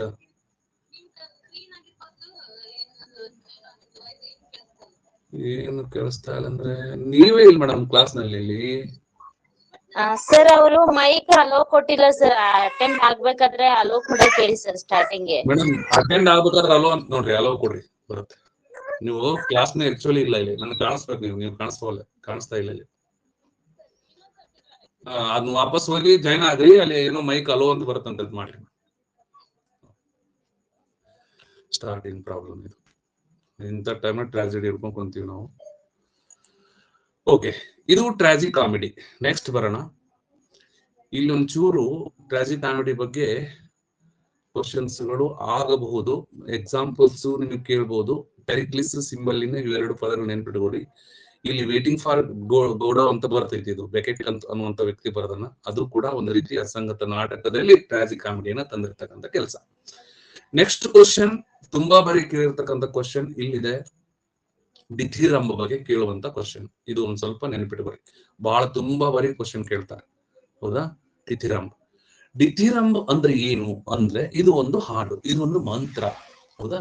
ಇದು ಏನಂದ್ರ ಆರಂಭದೊಳಗ ಒಂದು ದೇವತೆ ಡಯೋನಿಸಿಸ್ ಅನ್ನುವಂತಹ ದೇವತೆಯ ಉತ್ಸವದಲ್ಲಿ ಒಂದು ಮೇಳ ಆ ದೇವತೆಯನ್ನ ಮೆಚ್ಚಿಸುವುದಕ್ಕೋಸ್ಕರ ಹೇಳುವ ಒಂದು ಹಾಡು. ಇದರ ಮೂಲಕವೇ ಏನಂದ್ರೆ ಟ್ರಾಜಿಡಿ ಅನ್ನೋದು ಸೃಷ್ಟಿ ಆಯ್ತು ಅನ್ನೋದನ್ನ ಯಾರೋ ನಮ್ಮ ಅರಿಸ್ಟಾಟಲ್ ತನ್ನ ಇದರಲ್ಲಿ ಹೇಳುತ್ತಾನೆ, ಪೊಯಿಟಿಕ್ಸ್ ಅನ್ನುವಂತ ಗ್ರಂಥದಲ್ಲಿ ಹೇಳುತ್ತಾನೆ. ಇಷ್ಟು ಗೊತ್ತಿರ್ಬೇಕು ದಿಥಿರಂಬ ಅನ್ನುವಂಥದ್ದು, ಆಯ್ತಾ? ಇದು ಬಹಳ ಮುಖ್ಯವಾಗಿ. ಇದಕ್ಕೆ ಎಕ್ಸಾಂಪಲ್ ಬಹಳಷ್ಟು ಇದೆ, ಅದನ್ನ ತಲೆ ಕೆಡಿಸ್ಕೊಬಿಡ್ರಿ. ಡ್ರೈಡನ್ ಅಂತ ಬರ್ತಾನ, ಆಮೇಲೆ ಅಲೆಕ್ಸಾಂಡರ್ ಫೀಸ್ಟ್ ಅಂತ ಬರ್ತಾನ. ಅವರೆಲ್ಲ ಕವನದೊಳಗೆ ಏನಂದ್ರೆ ದಿಥಿರಂಬ ನಮಗೆ ನೋಡೋದಕ್ಕೆ ಸಿಗುತ್ತದೆ ಅಷ್ಟೇ. ದಿಥಿರಂಬ ಅಂದ್ರೆ ಏನು? ರುದ್ರ ನಾಟಕ ಅನ್ನುವಂತಹ ಕಾನ್ಸೆಪ್ಟ್ ಬರೋದಕ್ಕಿಂತ ಮುಂಚೆ ಏನು ಡಯೋನಿಸಿಸ್ ಅನ್ನುವಂತಹ ದೇವತೆಯ ಎದುರಿಗೆ ಹೇಳುವಂತ ಮಂತ್ರ, ಹಾಡು, ಅದಕ್ಕೆ ದಿಥಿರಂಬ ಎಂದು ಕರೆಯುತ್ತಾರೆ. ಅಲ್ಲಿಂದಲೇ ಏನಂತಂದ್ರ ಈ ಒಂದು ಟ್ರಾಜಿಡಿ ಸೃಷ್ಟಿ ಆಯ್ತು ಅನ್ನೋದನ್ನ ತುಂಬಾ ಬಾರಿ ಹೇಳುತ್ತಾರೆ. ಇದು ಒಂದು ಗೊತ್ತಿಲ್ಲ. ಮುಂದೆ ಇವು ದೇವತೆಗಳು ನೆನ್ಪಿಡುವರು, ಇದು ತುಂಬಾ ಬಾರಿ ಹೇಳ್ತಾರೆ. ಅಂದ್ರೆ ಇಲ್ಲಿ ಏನಂದ್ರೆ ಡಯೋನಿಸಿಸ್ ಮತ್ತು ಅಪೋಲಿಯನ್ ಎರಡು ದೇವತೆಗಳ ಬಗ್ಗೆ ತುಂಬಾ ಬಾರಿ ಪ್ರಶ್ನೆ ಕೇಳಿದ್ದಾರೆ, ಹೌದಾ? ಇಲ್ಲಿ ನಿಡ್ಜೆ ಅನ್ನುವಂತ ಒಬ್ಬ ವ್ಯಕ್ತಿ ಬರ್ತಾನೆ, ಅವನ ಹೆಸರು ನಿಡ್ಜೆ, ಆಕ್ಚುಲಿ ನಿಡ್ಜೆ ಅಂತಿದೆ ಅದು. ಅವನೇನ್ ಮಾಡ್ದ, the birth of tragedy from the spirit of music ಅಂತ ಒಂದು ಪುಸ್ತಕ ಬರೀತಾನೆ. ನೆನ್ಪಿಡ್ಕೋರಿ, ಈ ಕ್ವಶನ್ ಕೂಡ ಆಗಿದೆ ನೆಟ್ನಲ್ಲಿ. ನಿಡ್ಜೆ ಅನ್ನುವಂತ ಒಬ್ಬ ವ್ಯಕ್ತಿ ಬಂದ, ಅವ್ನು ಬರೀತಾನೆ ಏನಂದ್ರೆ the birth of tragedy from the spirit of music ಅಂತ. ಆ ಪುಸ್ತಕದ ಹೆಸರು 1872 ಬಂತು. ಇದು ಕಾಲಾನುಕ್ರಮದಲ್ಲೂ ಕೂಡ ಕ್ವಶನ್ ಕೇಳ್ಯಾರ, ಗೊತ್ತಾಯ್ತಾ? ಇದನ್ ಬರೆದ್ರು. ಅದರಲ್ಲಿ ಎರಡು ಪದಗಳನ್ನ ಬಳಸ್ತಾನ, ಅಪೋಲೋನಿಯನ್ ಮತ್ತು ಡಯೋನಿಸಿಯನ್ ಅಂತ ಎರಡು ಪಾರಿಭಾಷೆಗಳನ್ನ ಬಳಸ್ತಾನೆ, ಗೊತ್ತಾಯ್ತಾ? ಇವು ಏನಂದ್ರ ಮನುಷ್ಯನ ನಾಗರಿಕತೆ ಬೆಳೆದಂತೆಲ್ಲ ಎರಡು ಮನುಷ್ಯನ ಪ್ರವೃತ್ತಿಗಳನ್ನ ಪ್ರತಿನಿಧಿಸುವಂತಹ ದೇವತೆಗಳು ಇವರು, ಅಪೋಲೋನಿಯನ್ ಮತ್ತು ಡಯೋನಿಸಿಯನ್ ಅಂತ, ಆಯ್ತಾ? ಇಲ್ಲಿ ನೋಡ್ರಿ, ಅಪೋಲೋ ಏನಿವ? ಅಪೋಲೋ ಅನ್ನೋದು ದೇವತೆ. ಇದು ಎಂತ ದೇವತೆ? ಇದು ಸೂರ್ಯನ ಹೆಸರು. ಇವ ಎಲ್ಲ 100% ಒಳ್ಳೆ ಗುಣಗಳು ಇರ್ತಕ್ಕಂಥ ಒಬ್ಬ ವ್ಯಕ್ತಿ. ಗ್ರೀಕ್ ಪುರಾಣದಲ್ಲಿ ಈ ಬೆಳಕಿನ, ಸಂಗೀತದ, ಸ್ವಾಸ್ಥ್ಯದ, ಕಾಲಜ್ಞಾನದ, ಕಾವ್ಯದ, ಸೌಂದರ್ಯಗಳ ಅಧಿದೇವತೆ. ನೆನಪಿಡೋರಿಗೆ ಬಹಳ ಇಂಪಾರ್ಟೆಂಟ್ ಇದೆ, ಹೌದಾ? ಡಯೋನಿಸಿಯನ್ ಅನ್ನುವಂತಹ ದೇವತೆ ಮತ್ತು ಅಪೋಲಿಯನ್ ಅನ್ನುವಂತಹ ದೇವತೆ, ಎರಡು ದೇವತೆಗಳ ಬಗ್ಗೆ ಚರ್ಚೆ ಆಗುತ್ತವೆ. ಇದರ ವಿವರಣೆ ಸಿಗುವಂತಹ ಕೃತಿಯ ಹೆಸರು the birth of tragedy from the spirit of music ಅಂತ 1872 ಬಂತು. ಇದನ್ನು ಬರೆದವರು ನಿಡ್ಜೆ. ಅವನು ಹೇಳ್ತಾನ, ಅಪೋಲೋ ಎಂದರೆ ಸೂರ್ಯನ ಹೆಸರು, ಗ್ರೀಕ್ ಪುರಾಣಗಳಲ್ಲಿ ಬರುತ್ತದೆ. ಇದು ಯಾರ ದೇವತೆ? ಬೆಳಕಿನ ದೇವತೆ, ಸಂಗೀತದ, ಸ್ವಾಸ್ಥ್ಯದ, ಕಾಲಜ್ಞಾನದ, ಕಾವ್ಯದ ಮತ್ತು ಸೌಂದರ್ಯಗಳ ಅಧಿದೇವತೆ. ನೆನ್ಪಿಟ್ಕೊಳ್ಳಿ, ಹೌದಾ? ಆಮೇಲೆ ನೋಡ್ರಿ, ಮನುಷ್ಯನ ಸ್ವಭಾವ ಹೇಗದಂದ್ರೆ ಯಾವ್ದು ಕೆಟ್ಟದಿದೆಯೋ ಆ ಕಡೆ ಅಟ್ರಾಕ್ಟ್ ಆಗ್ತಾನೆ ಮನುಷ್ಯ. ಅಪೋಲೋ ಎಲ್ಲ 100% ಒಳ್ಳೆ ಗುಣಗಳುಳ್ಳ ದೇವತೆ, ಅದನ್ನು ಪೂಜೆ ಮಾಡ್ತಾರೆ ಗ್ರೀಕ್ ಜನರು. ಆದ್ರ ಅದ್ರ ಕಡೆ ಒಲವು ಬಹಳ ಕಡಿಮೆ. ಆದ್ರೆ ಡಯೋನಿಸಿಯನ್ ಅನ್ನುವಂತ ಎರಡನೇ ದೇವತೆ ಬರ್ತದಲ್ಲ, ಇದು ಮಧ್ಯದ ದೇವತೆ, ಮಧ್ಯ ಇದು, ಹೌದಾ? ಡ್ರಿಂಕ್ಸ್ ಇದು. ಯಾಕಂದ್ರೆ ಮದ ಏರಿಸ್ತೈತೆ, ನಶೆ ಬರ್ತೈತಿ, ನಶೆದ ಕಡೆ ಮನುಷ್ಯ ಅಟ್ರಾಕ್ಟ್ ಆಗ್ತಾನೆ. ಕುಣಿತದ ನಾಟಕಗಳ ಅಭಿಮಾನಿ, ಸಮೃದ್ಧಿಯ ಪ್ರತಿನಿಧಿಯಾಗಿ ಡಯೋನಿಸಿಯನ್ ಬರ್ತದ. ಹಾಗಾಗಿ ಅಪೋಲೋ ಎಲ್ಲ ಒಳ್ಳೆ ಅಂತಾನ, ಆದ್ರೆ ಅದನ್ನ ಲೈಕ್ ಮಾಡಲ್ಲ ಜನ. ಡಯೋನಿಸಿಯನ್ ಮಧ್ಯದ ದೇವತೆ ಐತೆ, ನಶೆ ಏರಿಸ್ತೈತೆ, ಕುಣಿಸ್ತೈತೆ ಮತ್ತು ನಾಟಕಗಳು, ಯಾಕಂದ್ರೆ ದೃಶ್ಯ ಮನುಷ್ಯ ಬಹಳಷ್ಟು ಅಟ್ರಾಕ್ಟ್ ಮಾಡುವಂತ ಒಂದು. ಮತ್ತೆ ಇದು ಸಮೃದ್ಧಿಯ ದೇವತೆ. ಹಾಗಾಗಿ ಡಯೋನಿಸಿಯನ್ ಒಳಗೊಂಡಿರ್ತಕ್ಕಂಥ ಡಯೋನಿಸಿಯನ್ ಗುಣಗಳು ಇರ್ತಕ್ಕಂತಹ ಬೇಕಾದಷ್ಟು ಟ್ರಾಜಿಡಿಗಳು ಬಂದವೆ ವಿನಃ ಅಪೋಲೋನನ್ನ ಆರಾಧಿಸಿ ಬಂದಂತಹ ಕೃತಿಗಳು ತುಂಬಾ ಕಡಿಮೆ ಗ್ರೀಕ್ ದೇಶದೊಳಗೆ. ಆಯ್ತಾ? ಹಾಗಾಗಿ ಬರ್ತ್ ಆಫ್ ಟ್ರಾಜಿಡಿಯ ಹುಟ್ಟಿಗೆ ಅಪೋಲೋಗಿಂತ ಡಯೋನಿಸಿಯಸ್ ಅನ್ನುವಂತಹ ದೇವತೆ ಸಹಾಯ ಮಾಡುತ್ತದೆ. ಹೌದಾ? ಇದು ಬಹಳ ಮುಖ್ಯವಾಗಿ ನಮ್ಗೆ ಗೊತ್ತಾಗಬೇಕು. ಗ್ರೀಕ್ ದುರಂತ ನಾಟಕ ನೋಡ್ರಿ, ಬಹಳ ಚಂದ ತಿಳ್ಕೊಬೇಕು. ಇಲ್ಲಿ ಹಾಕಿದ್ದೀನಿ. ಗ್ರೀಕ್ ದುರಂತ ನಾಟಕ ಈ ಎರಡೂ ವಿರುದ್ಧ ಪ್ರವೃತ್ತಿಗಳ ಸಂಘರ್ಷದಿಂದ ಹುಟ್ಟಿತ್ತು. ನೆನ್ಪಿಟ್ಕೋರಿ, ಬಹಳ ಇಂಪಾರ್ಟೆಂಟ್ ಇದೆ. ಎರಡೂ ಪ್ರವೃತ್ತಿಗಳ ಸಂಘರ್ಷದಿಂದ ಹುಟ್ಟಿತ್ತು ಗ್ರೀಕ್ ನಾಟಕ. ನೀಡ್ಸ್ ಪ್ರಕಾರ ಇಲ್ಲಿ ನೋಡ್ರಿ, ನಾಟಕದ ಮೇಳ ಮತ್ತು ಮೇಳಗೀತೆಯು ಡಯೋನಿಸಿಯಸ್ ನ ಅಂಶಗಳನ್ನು ಒಳಗೊಂಡಿದೆ. ನೆನ್ಪಿಟ್ಕೋರಿ, ನಾಟಕದ ಮೇಳಗಳು ಹಾಡುವ ಹಾಡು ಮತ್ತು ಸಂಗೀತ ಡಯೋನಿಸಿಯಸ್ ನ ಅಂಶಗಳನ್ನು ಒಳಗೊಂಡಿರ್ತಕ್ಕಂಥವುಗಳೇ ಆಗಿವೆ. ಬಹಳ ಇಂಪಾರ್ಟೆಂಟ್ ಆಗಿರ್ತಕ್ಕಂಥ ಪದ. ನೆನ್ಪಿಟ್ಕೋರಿ, ಇವೆಲ್ಲ ಬಹಳ ಮುಖ್ಯವಾದದ್ದು.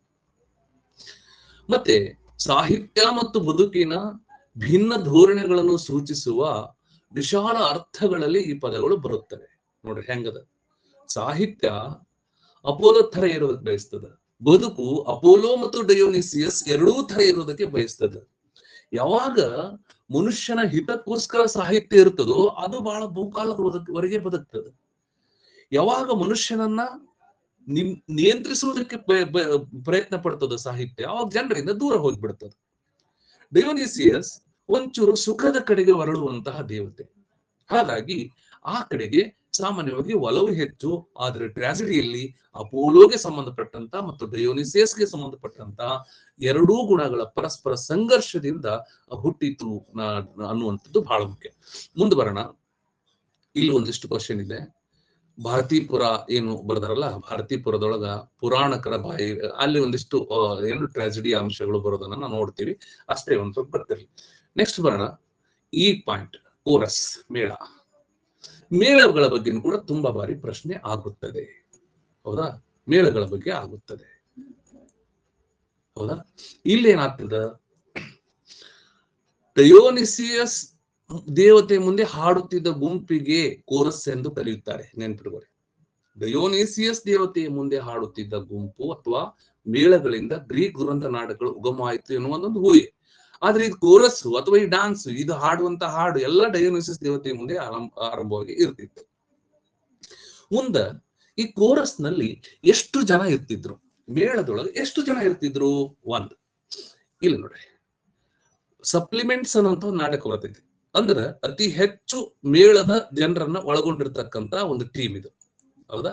ಇದು 50 ಜನರ ಕೋರಸ್ ಇರ್ತಿತ್ತು. 50 ಜನರು ಇರ್ತಿದ್ರು ಗುಂಪಿನಲ್ಲಿ. ಮುಂದೆ ಈಸ್ಕಿಲಸ್ ಅನ್ನುವಂತ ನಾಟಕ ಬಂತು. ಹೌದಾ?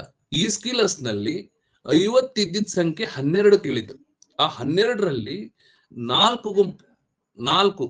12 ಜನರ 4 ಗುಂಪುಗಳಲ್ಲಿ ಒಡೆದು ಬಹುಕಾಲದವರೆಗೆ 12 ಜನರ ಮೇಳ ಇಲ್ಲಿ ಬರ್ತಾ ಇತ್ತು. 4 ಗುಂಪು ಮಾಡಿ ಹಾಡ್ತಾ ಇದ್ರು.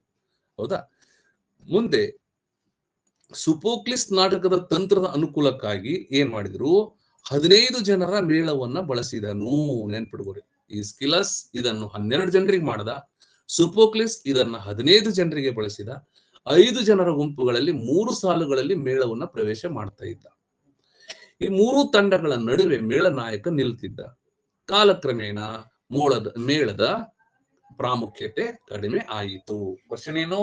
ಕೋರಸ್ ಅಂದ್ರೆ ಏನು? ಇದು ಒಂದು ಗುಂಪು, ಡಾನ್ಸ್ ಹಾಡು ಹೇಳುತ್ತಾ ಕುಣಿಯುವ ಒಂದು ಗುಂಪು. ಆಯ್ತಾ? ಮೊಟ್ಟ ಮೊದಲು ಇದನ್ನ ಎಲ್ಲಿ ಬಳಸ್ಕೊಂಡ್ರು ಅಂದ್ರೆ ಸಪ್ಲಿಮೆಂಟ್ಸ್ ಅನ್ನುವಂತ ನಾಟಕದಲ್ಲಿ ಬಳಸ್ಕೊಂಡ್ರು. 50 ಜನರು ಇದರಲ್ಲಿ ಇರ್ತಿದ್ರು. ಮುಂದೆ ಈಸ್ಕಿಲಸ್ ತನ್ನ ದುರಂತ ನಾಟಕವನ್ನು ಬರೆದಾಗ 12 ಜನರ ಒಂದು ಗುಂಪನ್ನು ಮಾಡಿಕೊಂಡು ಅದರಲ್ಲಿ 4 ಜನರನ್ನ 3 ಟೀಮ್ ನಲ್ಲಿ ನಿಲ್ಲಿಸ್ಕೊಂಡು ಅವ ಏನಂದ್ರೆ ಮೇಳವನ್ನ ತಯಾರು ಮಾಡಿದ. ಸುಪೋಕ್ಲಿಸ್ ಏನ್ ಮಾಡಿದ, 15 ಜನರ 3 ತಂಡವನ್ನು ಮಾಡಿಕೊಂಡು ಮೇಳ ನಾಯಕನನ್ನ ನಡುವೆ ನಿಲ್ಲಿಸ್ತಿದ್ದ. ಹೀಗೆ ಬಹಳ ಮುಖ್ಯವಾಗಿ ಇದು ಕೆಲಸ. ಮತ್ತೆ ಇದ್ರ ಕೆಲಸ ಏನು ಮೇಳದ್ದು ಅಂದ್ರೆ ನೋಡ್ರಿ, ಪ್ರೇಕ್ಷಕನ ಮನಸ್ಸಿನ ಮೇಲೆ ರುದ್ರ ನಾಟಕದ ಕ್ರಿಯೆ ಉಂಟು ಮಾಡುವ ಪರಿಣಾಮವನ್ನು ಸಂಗ್ರಹಿಸಲು ಇದು ಬಹಳಷ್ಟು ಮುಖ್ಯವಾದ ಕೆಲಸ ಮಾಡ್ತಿತ್ತು. ಹೌದಾ? ಇದು ಬಹಳ ಮುಖ್ಯವಾಗಿ. ನೆಕ್ಸ್ಟ್ ಆಮೇಲೆ ಇಲ್ಲೊಂದು ಪಾಯಿಂಟ್ ಇದೆ. ಮ್ಯಾಥ್ಯೂ ಅರ್ನಾಲ್ಡ್ ಒಂದು ಪಾಯಿಂಟ್ ಹೇಳ್ತಾನೆ, ನೆನ್ಪಿಡ್ಗೋರಿ. ಮೇಳವನ್ನು ಮ್ಯಾಥ್ಯೂ ಅರ್ನಾಲ್ಡ್ ಆದರ್ಶ ಪ್ರೇಕ್ಷಕ ಎಂದು ಕರೆಯುತ್ತಾನೆ.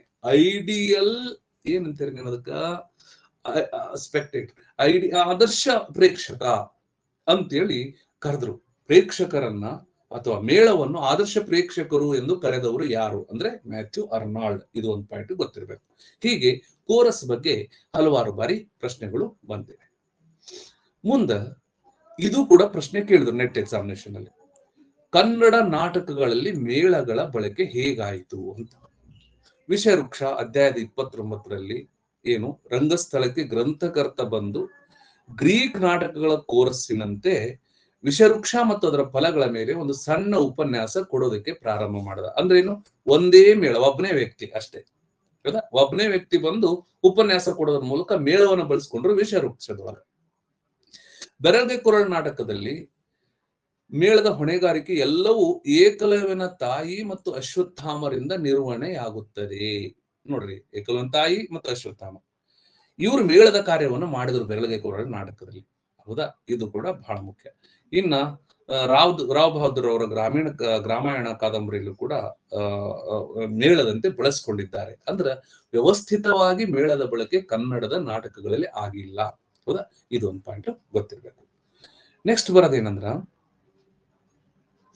ಇಲ್ಲಿ ಇಲ್ಲಿ ಬರ್ರಿ, ಇಲ್ಲಿ ಏನಂದ್ರ ಇಲ್ಲೊಂದು ಪಾಯಿಂಟ್ ಹೇಳ್ಬೇಕು ನಿಮ್ಗೆ. ಟ್ರಾಜಿಡಿ ಅಂತೀವಲ್ಲ, ಇದನ್ನ ದುರಂತ ನಾಟಕ ಎಂದು ಕರೆಯಬಾರದು. ಇದ್ರ ದೊಡ್ಡ ಚರ್ಚೆ ಆಗಿದೆ, ಗೊತ್ತಿರಲಿ, ದೊಡ್ಡ ಚರ್ಚೆ ಆಗಿದೆ. ಗಂಭೀರ ನಾಟಕ ಅನ್ನಬಹುದು, ಆದ್ರೆ ದುರಂತ ಅಂತೇಳಿ ಕರಿಬಾರದು ಅಂತ. ಟ್ರಾಜಿಡಿ ನಾವೇನಂತೀವಿ, ದುರಂತ ನಾಟಕ ಅಂತ ಕರಿತೀವಿ. ಹಾಗಿಲ್ವೇ ಇಲ್ಲ, ಅದು ಟ್ರಾಜಿಕ್ ಡ್ರಾಮಾ ಅಂತ ಇಲ್ಲ, ಅದು ಟ್ರಾಜಿಡಿ ಅಂತ ಅಷ್ಟೇ ಇದೆ. ಟ್ರಾಜಿಡಿ ಅನ್ನೋದನ್ನ ದುರಂತ ಅಷ್ಟೇ ಕರಿಬೇಕು.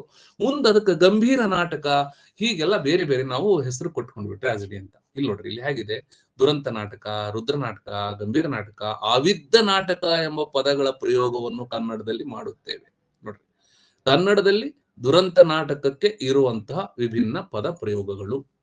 ದುರಂತ ನಾಟಕ, ರುದ್ರ ನಾಟಕ, ಗಂಭೀರ ನಾಟಕ, ಆವಿದ್ಯ ನಾಟಕ, ಹೀಗೆ ಹಲವಾರು ಪದಗಳಿವೆ. ಮತ್ತೆ ಹಾಗಂದ್ರೆ ಯಾರು ಅಂತ ಮತ್ತೆ ಡಿಟೇಲ್ ಇದೆ, ಹೌದಾ. ಹೀಗೆ ಒಂದು ಪಾಯಿಂಟ್ ಅನ್ನು ಬಹಳ ಚಂದ ಬರೀತಾರೆ, ಏನಂದ್ರ ಈ ಎಲ್ಲಾ ಟ್ರಾಜಿಡಿಗಳಲ್ಲಿ ದುರಂತ ಭಾವನೆ ಇದ್ದರೂ ಕೂಡ ಟ್ರಾಜಿಡಿಗಳೆಲ್ಲವೂ ದುರ್ ಅಂತವನ್ನು ಹೊಂದಿರುವಂತದ್ದಲ್ಲ, ಎಲ್ಲವೂ ಕೂಡ ದುರ್ ಅಂತವನ್ನು ಹೊಂದಿರುವಂತದ್ದಲ್ಲ. ಹಾಗಾಗಿ ಅದಕ್ಕೆ ಗಂಭೀರ ನಾಟಕ ಎಂದು ಕರೆಯುವುದೇ ಸೂಕ್ತ. ಓ.ಎಲ್. ನಾಗಭೂಷಣ ಸ್ವಾಮಿ ಅವರು ಈ ತರ ಬರೀತಾರೆ, ಹೌದಾ. ಟ್ರಾಜಿಡಿ ಅನ್ನೋದಕ್ಕಿಂತ ಗಂಭೀರ ಅನ್ನೋದು ಬೆಸ್ಟ್ ಅಂತ ಅವರು ಬಳಸ್ಕೊಂಡ್ರು. ಗಂಭೀರ ನಾಟಕದ ವಸ್ತುವಿನ ಸ್ವರೂಪ ಹೇಗಿದೆ ನೋಡ್ರಿ, ಕ್ವಶನ್ ಹೀಗೂ ಕೂಡ ಆಗ್ತದೆ. ಅದು ಅಸುಖದ್ದು, ನೋಡ್ರಿ ಹೆಂಗದ, ಸುಖ ಅಲ್ಲದು, ಅಸುಖದ್ದು, ನರಳಾಟದ್ದು, ದೈಹಿಕ, ಮಾನಸಿಕ, ಆಧ್ಯಾತ್ಮಿಕ ವೇದನೆಯನ್ನು ಒಳಗೊಂಡಿರ್ತಕ್ಕಂಥದ್ದು. ಅಪರಾಧ, ಸಾವು, ವಿನಾಶ, ದುರಂತ ಇವುಗಳು ಇರುವಂತದ್ದು. ನೋಡ್ರಿ, ಇಲ್ಲಿ ಎಲ್ಲಿ ಒಂದು ಚೂರು ಒಳ್ಳೇದಿಲ್ವೇ ಇಲ್ಲ, ಎಲ್ಲ ಬರೀ ಕೆಟ್ಟದ್ದೇ ಹೇಳ್ಬೇಕು. ಕೆಟ್ಟದ್ದು ಅಂದ್ರೆ ಜನರನ್ನ ಅಟ್ರಾಕ್ಟ್ ಮಾಡುವಂತ ರೀತಿಯಲ್ಲಿ ಅದನ್ನ ಎಕ್ಸ್ಪ್ಲೇನ್ ಮಾಡ್ಬೇಕು, ಕೊಡ್ಬೇಕು ಅದನ್ನ. ಹಾಗೆ ಗಂಭೀರ ನಾಟಕದ ವಸ್ತು ಇರ್ತದೆ. ಗಂಭೀರ ನಾಟಕದ ಅನುಭವ, ತುಂಬಾ ಬಾರಿ ಇದನ್ನು ಪ್ರಶ್ನೆ ಕೇಳಿದ್ದಾರೆ, ಹೌದಾ. ಇಲ್ಲಿ ನೋಡ್ರಿ, ಇಲ್ಲಿ ಏನಂದ್ರ, ಎಲ್ಲಿ ಹೇಳ್ತೀರಿ ನೀವು ಅಂದ್ರೆ, ಇಷ್ಟೇ ಹೇಳ್ತಾರವರು, ಹೊಸ ತಿಳಿವನ್ನು ಕೊಡುತ್ತದೆ, ಗಂಭೀರ ಸಂತೋಷವನ್ನು ಕೊಡುತ್ತದೆ, ಅದು ಮಾತು ಬೇರೆ.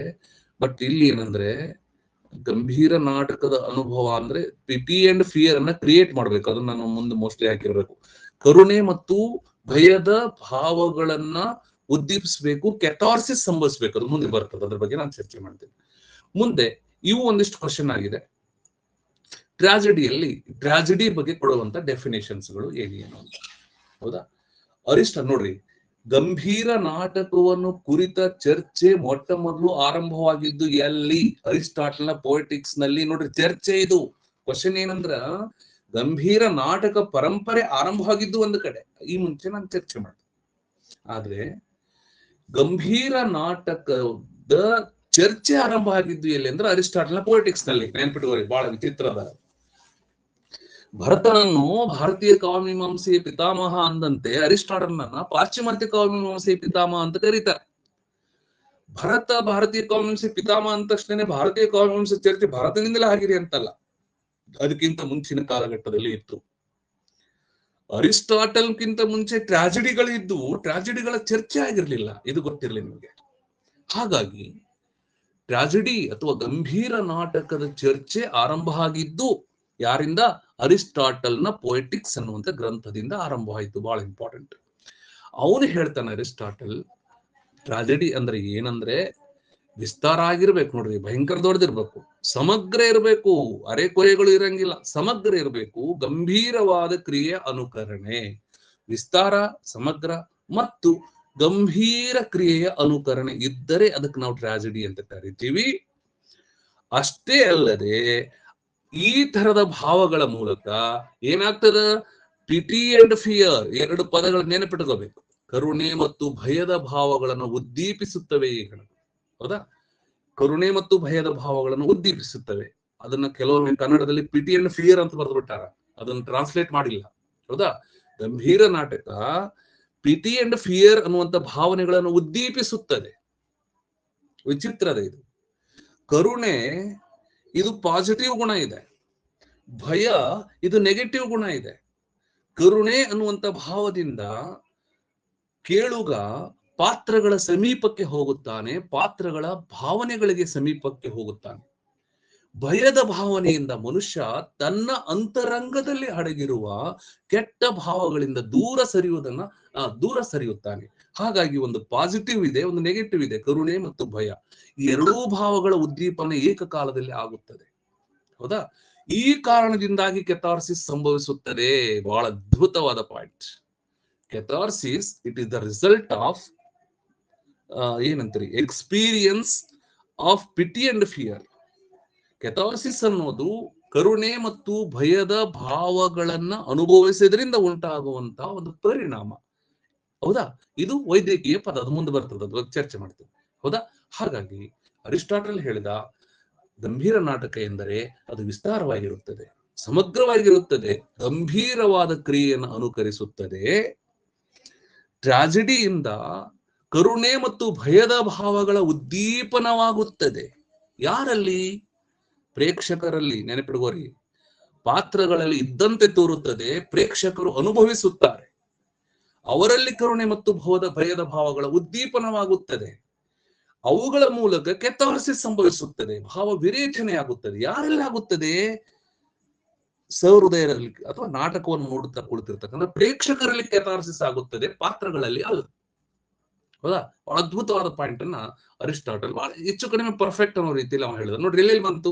ಪಿಟಿ ಅಂಡ್ ಫಿಯರ್ ಬಂತ, ಕೆಥಾರ್ಸಿಸ್ ಅನ್ನೋದು ಬಂತ. ಹೌದಾ? ಅದ್ರ ಲಕ್ಷಣ ಹೇಳ್ದ imitation. It is a imitation.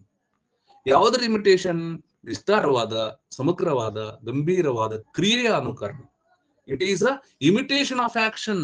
ಈಗಾಗಲೇ ಹೇಳಿದೆ ನಾನು, it is an imitation of action. Tragedy is nothing but it is the imitation of action.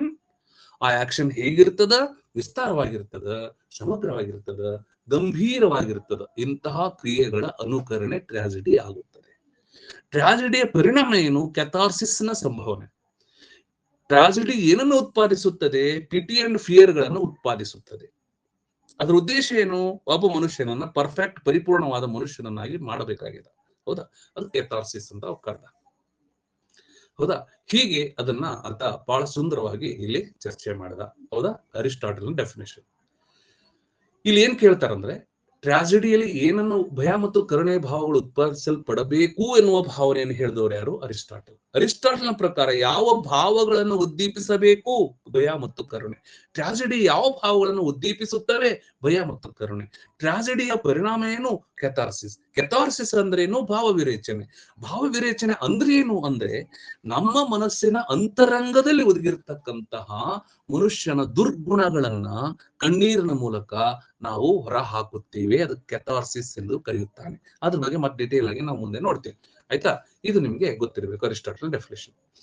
ಲೆಸ್ಸಿಂಗ್ ಅಂತ ಬರ್ತಾನ, ಇವನು 1769 ಸಂದರ್ಭದಲ್ಲಿ ಏನಂದ್ರೆ ಈ ಗಂಭೀರ ನಾಟಕದ ಒಂದು ವಿಷಯವನ್ನ ಹೇಳುತ್ತಾನೆ. ಅವ ಏನ್ ಹೇಳ್ತಾನ? ಗಂಭೀರ ನಾಟಕದಲ್ಲಿನ ದುರಂತ ನಮ್ಮಲ್ಲಿ ಭಯವನ್ನು ಹುಟ್ಟಿಸುತ್ತದೆ. ಎಷ್ಟು ಬ್ಯೂಟಿಫುಲ್ ಅದ ನೋಡ್ರಿ. ಗಂಭೀರ ನಾಟಕದಲ್ಲಿ ಟ್ರಾಜಿಡಿ ಐತಲ್ಲ, ಅದು ನಮಗೆ ಭಯವನ್ನು ಹುಟ್ಟಿಸುತ್ತದೆ. ಹೆಂಗಪ್ಪ ಟ್ರಾಜಿಡಿ? ಈಗ ಒಬ್ಬ ಚಲೋ ಒಳ್ಳೆ ನಾಯಕ ಇದ್ದಾನ, ಅದರಲ್ಲಿ ಟ್ರಾಜಿಡಿ ಒಳಗ ಒಬ್ಬ ಒಳ್ಳೆ ನಾಯಕ ಅದಾನ. ಅವ ಏನಂದ್ರ ಮದುವಿನ ಆಗೈತೆ ಅವನಿಗೆ, ಯಾವ್ದೊಬ್ಬ ಹೆಂಡತಿ, ಚಲೋ ಒಳ್ಳೆ ಹೆಂಡತಿ ಅದಾಳ, ಅವ ಎಲ್ಲೋ ಯುದ್ಧಕ್ಕೆ ಹೋದಾಗ ಯಾವ್ದೊಬ್ಬ ಪ್ರೇಯಸಿನ ಕೂಡ್ಕೊಂಡ್ಬಿಟ್ನಪ್ಪ. ಹೌದಾ?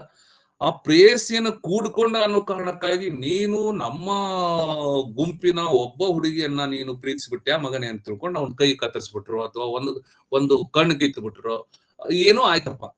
ಹೌದಾ? ಅದು ರುಂಡನು ಕಡ್ದ ಅಂತ ತಿಳ್ಕೊರಿ. ಆ ತರ ಭಾವನೆಯಿಂದ ನಮಗ ಭಯ ಹುಟ್ಟಿ ಬಿಡ್ತದ. ಯಾಕಂದ್ರ ಗಂಭೀರ ನಾಟಕದಲ್ಲಿ ದುರಂತ, ಆ ದುರಂತವೇ ನಮಗೆ ಭಯ ಹುಟ್ಟಿಸ್ಬಿಡ್ತದೆ. ಹೌದಾ? ಅಂತ ನೋವು ದುರಂತ ನಮಗೂ ಸಂಭವಿಸಬಹುದಪ್ಪ. ಚಂದಾಗಿ ಕಟ್ಕೊಂಡಿರ್ತಕ್ಕಂಥ ಹೆಂಡತಿ ಮಕ್ಕಳ ಜೊತೆ ಆರಾಮಾಗಿ ಇರ್ಬೇಕಪ್ಪ ಅನ್ನುವಂತ ಭಾವ ನಮಗೆ ಬರ್ತದ. ನಾನಂತ ತಪ್ಪು ಮಾಡಿದ್ರೆ ನನಗೆ ಇದೇ ಶಿಕ್ಷೆ ಬರುತ್ತದೆ, ಭಯ ಹುಟ್ಟಿ ಬಿಡ್ತದ. ಪಾತ್ರಗಳ ಬಗ್ಗೆ ನಮ್ಮ ಕರುಣೆ ಮನೋಚ್ಚಾಗಿ ಅವಾಗ ನಮಗ ಅನಿಸ್ತದ, ಏನಾರ ಅಯ್ಯೋ ಪಾಪ ನಾಯಕ ಹಿಂಗ್ ಮಾಡ್ಬಾರ್ದಾಗಿತ್ತು, ಅಯ್ಯೋ ಪಾಪ ಅಂತ ಅನಿಸ್ತದ. ಎಷ್ಟು ಚಂದ ಇದ್ದೀವ, ಹೌದಿಲ್ಲ? ಅವಾಗ ನಮಗ್ ಕರುಣೆ ಆಗ್ಬಿಡ್ತದೆ. ಅವಾಗ ನಾವು ಅವನ ನೋವಿಗೆ ಸ್ಪಂದಿಸುತ್ತೇವೆ, ಅವನ ಭಯವನ್ನು ಕಂಡು ನಾವು ಹೆದರುತ್ತೇವೆ. ಅವನನ್ನು ನೋಡಿ ನಮಗ ಕರುಣೆ ಹುಟ್ಟುತ್ತದೆ. ಕರುಣೆ ಭಾವದಿಂದ ಅವನ ಸಮೀಪ ಹೋಗುತ್ತೇವೆ, ಅಯ್ಯೋ ಪಾಪ ಹೀಗಿರಬಾರ್ದಾಗಿತ್ತಲ್ಲ ಅಂತ ತಿಳ್ಕೊಂಡು ಅವನ ಭಾವನೆಗಳಿಗೆ ನಾವು ಸ್ಪಂದಿಸುತ್ತೇವೆ. ನೋಡಿ ಎಷ್ಟು ಬ್ಯೂಟಿಫುಲ್ ಅದ. ಹೌದಾ?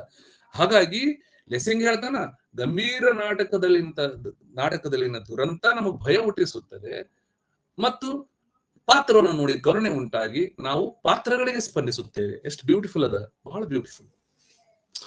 ನೆಕ್ಸ್ಟ್ ಬುಚ್ಚರ್ ಬರ್ತಾನೆ. ಬುಚ್ಚರ್ ಇವನು ಬಹಳ ಸುಂದರವಾಗಿ ಹೇಳ್ತಾನೆ. ಹೇಳೋದನ್ನು, ಗಂಭೀರ ನಾಟಕವು ನಮ್ಮಲ್ಲಿ ಕರುಣೆ ಮತ್ತು ಭಯದ ಭಾವಗಳನ್ನು ಹುಟ್ಟಿಸಿದರೂ ಕೂಡ ಅವೇ ಘಟನೆಗಳು ನಮ್ಮ ಬದುಕಿನಲ್ಲಿ ಸಂಬಂಧಿಸಿದಾಗ ಅವುಗಳೊಡನೆ ಇರುವ ನೋವು ಇರುವುದಿಲ್ಲ. ಏಕೆಂದರೆ ಗಂಭೀರ ನಾಟಕದ ಸನ್ನಿವೇಶ ಘಟನೆಗಳು ಸಾರ್ವತ್ರಿಕ ಸಾಮಾನ್ಯವೇ ಹೊರತು ವೈಯಕ್ತಿಕ ವಿಶಿಷ್ಟವಲ್ಲ. ಬಹಳ ಬ್ಯೂಟಿಫುಲ್. ಇವ ಏನ್ ಹೇಳ್ತಾನಂದ್ರೆ, ಮುಂದೆ ನಡೆಯಬಹುದಾದ ದುರಂತಗಳು ಅವುಗಳನ್ನ ಆಲ್ರೆಡಿ ನಾವು ನಾಟಕದ ಮೂಲಕ ಅನುಭವಿಸಿದ್ದರಿಂದ ಅದೇ ತರದ ಅನುಭವವನ್ನ ನಿಜವಾಗ್ಲೂ ನಮ್ಮ ಜೀವನದಲ್ಲಿ ಘಟನೆಗಳು ಸಂಭವಿಸಿದಾಗ ಆಗುವುದಿಲ್ಲ. ಅದೇ ಭಯ ಮತ್ತು ಕರುಣೆಗಳು ಬರಲ್ಲ. ಯಾಕಂದ್ರೆ ನಾವು ಆಲ್ರೆಡಿ ಅದಕ್ಕೆ ತಯಾರಿರ್ತೀವಿ, ನಮ್ಮ ಮನಸ್ಸು ರೆಡಿ ಇರ್ತದೆ. ಹೌದಾ? ಹೀಗೇನಂತಂದ್ರ ಬಹಳ ಸುಂದರವಾಗಿ ಅವ ಹೇಳ್ತಾನೆ. ಅದಕ್ಕೆ ಹೇಳ್ತಾನ, ಭಯ ತೊಳೆದು ಹೋಗುತ್ತದೆ, ಕರುಣೆ ಮತ್ತು ಭಯದೊಳಗ ತೊಳೆದು ಹೋಗುತ್ತದೆ ಅನ್ನುವಂತ ಭಾವ ಅವನು ಬಳಸ್ಕೊತಾನೆ. ಅಂಫ್ರಿಯೋಸ್ ಬಂದ 1956 ನಲ್ಲಿ ಬಹಳ ಅದ್ಭುತವಾದಂತ ಮಾತನ್ನ ಹೇಳ್ತಾನ. ಅವ ಹೇಳೋದೇನಂದ್ರ, ಯೋಗ್ಯ ಮತ್ತು ಸಮರ್ಪಕ ಪ್ರಚೋದನೆಗಳಿಂದ ಗಂಭೀರ ನಾಟಕ ಭಾವಗಳನ್ನ ಅಂತಸ್ಥ ಸಾಧ್ಯತೆಗಳಿಂದ ಕ್ರಿಯಾಶೀಲತೆಯನ್ನಾಗಿ ಪರಿವರ್ತಿಸುತ್ತದೆ. ಬಹಳ ಬ್ಯೂಟಿಫುಲ್ ಅದ. ಮನುಷ್ಯನಲ್ಲಿ ನೋಡ್ರಿ, ಯಾಕೆ ನಾನು ಯಾವಾಗ್ಲೂ ಹೇಳ್ತೀನಿ, comparative study is very important in students life. ಯಾಕೆ ಹೇಳ್ರಿ, ಈಗ ನಮ್ಮಲ್ಲಿ ಸ್ಥಾಯಿ ಭಾವಗಳು ಮನುಷ್ಯನ ಮನಸ್ಸಿನಲ್ಲಿವೆ. ರತಿ, ಹಾಸ, ಶೋಕ, ಕ್ರೋಧ, ಉತ್ಸಾಹ, ಭಯ, ಜಿಗುಪ್ಸೆ, ಹೌದಿಲ್ಲ? ಇವೆಲ್ಲ ಸ್ಥಾಯಿ ಭಾವಗಳು ಮನುಷ್ಯನ ಮನಸ್ಸಲ್ಲಿ ಇವೆ. ಹೌದಾ? ಆಲ್ರೆಡಿ ನಮ್ಮಲ್ಲಿ ಭಾವಗಳಿವೆ, ಅಂತಸ್ಥ ಭಾವಗಳು ಅಂತ. ಆ ಅಂತಸ್ಥ ಭಾವಗಳು ಕಾರಣ ತಲೆದೋರಿದೊಡನೆ ಹೊರಗಿನ ಘಟನೆಗಳು ಸಂಭವಿಸಿದನ್ನು ನೋಡಿದ ತಕ್ಷಣನೇ ಜಾಗೃತ ಆಗ್ಬಿಡ್ತಾವ, ಕ್ರಿಯಾಶೀಲ ಆಗ್ಬಿಡ್ತಾವ. ಎಷ್ಟೆಂದು ಹೇಳ್ತಾ ನೋಡ್ರಿ ಅಂಪ್ರಿಯೋಸ್. ಹೌದಾ? ಅವನು ಹೀಗೆ ಹೇಳ್ದ. ಹೌದಾ? ಸರಿಯಾದ ವಸ್ತುಗಳ ಕುರಿತು ಸರಿಯಾದ ರೀತಿಯಲ್ಲಿ ಅವುಗಳನ್ನು ನಿರ್ದೇಶಿಸಿ ನಿಯಂತ್ರಿಸುವಂತ ಕೆಲಸವನ್ನ ಮಾಡುತ್ತವೆ. ಬಹಳ ಅದ್ಭುತವಾದಂತ ಕೆಲಸ ಗ್ರೀಕ್ ನಾಟಕ ಮಾಡುತ್ತದೆ ಅನ್ನುವಂತ ಪಾಯಿಂಟ್ ಅನ್ನ ಹೇಳ್ತಾನೆ. ಹೌದಾ? ನೆಕ್ಸ್ಟ್ ಬರೋಣ. ಇವು ಏನಂದ್ರೆ ಒಂದ್ 3-4 ಬಹಳ ಇಂಪಾರ್ಟೆಂಟ್ ಡೆಫಿನೇಷನ್ಸ್. ಅರಿಸ್ಟಾಟಲ್, ಲೆಸ್ಸಿಂಗ್, ಬುಚ್ಚರ್ ಮತ್ತು ಅಂಫ್ರಿಯೋಸ್. ಇವುಗಳನ್ನ ಚೆನ್ನಾಗಿ ಗಮನಿಸಬೇಕು. ಅಂದ್ರೆ ನನಗ್ ಹೆಂಗ್ ಬೇಕು ಹಂಗ ಒಂದ್ಸಿನೇ ಮತ್ತೆ ಇದ್ರ ಮೇಲೇನೆ ಕ್ವಶನ್ಸ್ ಗಳು ಬಂದಾವ. ಬಹಳ ಚಂದಾಗಿ ನೀವು ಓದ್ಬೇಕು, ಅಷ್ಟೇ, ಏನ್ ಮಹಾ ಇಲ್ಲ. ನೆಕ್ಸ್ಟ್ ಬರೋದು, ಗಂಭೀರ ನಾಟಕದ ಪರಿಣಾಮ ಏನು? What is the result of tragedy after watching the tragic drama? Which result we will get as a ಆಡಿಯನ್? ಅಲ್ಲ, ನಾನು ಒಬ್ಬ ಪ್ರೇಕ್ಷಕನಾಗಿ ದುರಂತ ನಾಟಕವನ್ನು ನೋಡಿದ ಮೇಲೆ ನನ್ನ ಮೇಲೆ ಯಾವ ಪರಿಣಾಮಗಳು ಉಂಟಾಗುತ್ತವೆ? Very beautiful. ನೋಡ್ರಿ ಹೇಗದ. ಹೌದಾ? ಇಲ್ಲಿ ನೋಡ್ರಿ ಹೇಗೆ ಹೇಳ್ತಾರ, ಕರುಣೆ ಭಾವ, ಇದು ನೆನ್ಪಿಟ್ಕೋಬೇಕು ನೋಡ್ರಿ, ಇದು ಬಹಳ ಇಂಪಾರ್ಟೆಂಟ್ ಇದೆ. ತುಂಬಾ ಡಿಟೇಲ್ ಆಗಿ ಚರ್ಚೆ ಮಾಡಿನಿ ಇದ್ರ ಬಗ್ಗೆ. ಗಂಭೀರ ನಾಟಕದ ಪರಿಣಾಮ ಏನಾಗ್ತದ, ಅಲ್ಲಿ ಉಂಟಾಗುವಂತ ಕರುಣೆಯ ಭಾವ ಸಹಾನುಭೂತಿಯನ್ನು, ಪಾತ್ರದೊಂದಿಗೆ ತನ್ಮತಿಯನ್ನು ಬಯಸುತ್ತದೆ. ಇದು ಹೆಂಗ್ ತಿಳಿತದ ನಿಮಗಂದ್ರೆ, ಪಾತ್ರದ ತೊಂದರೆಯನ್ನು ನೋಡಿ ನಮ್ಮ ಮನಸ್ಸಿನಲ್ಲಿ ಕರುಣೆ ಉಂಟಾಗುತ್ತದೆ. ಕರುಣೆ ಭಾವದಿಂದ ಪಾತ್ರಗಳ ಸಮೀಪಕ್ಕೆ ಹೋಗುತ್ತೇವೆ, ಪಾತ್ರದೊಂದಿಗೆ ತನ್ಮಯತೆಯನ್ನು ಸಾಧಿಸುತ್ತೇವೆ. ನೆನ್ಪಿಟ್ಟುಕೊಳ್ಳಿ, ಬಹಳ ಬ್ಯೂಟಿಫುಲ್ ಇದೆ. ಭಯ ದೂರ ಸರಿಸುತ್ತದೆ, ಹಿಂಜರಿಯುವ ಭಾವವನ್ನು ಪ್ರಚೋದಿಸುತ್ತದೆ. ವಿಚಿತ್ರದ ಇದು. ನಾವು ಬರೀ ಸಮೀಪ ಹೋಗಲ್ಲ, ದೂರನು ಹೋಗ್ತೀವಿ.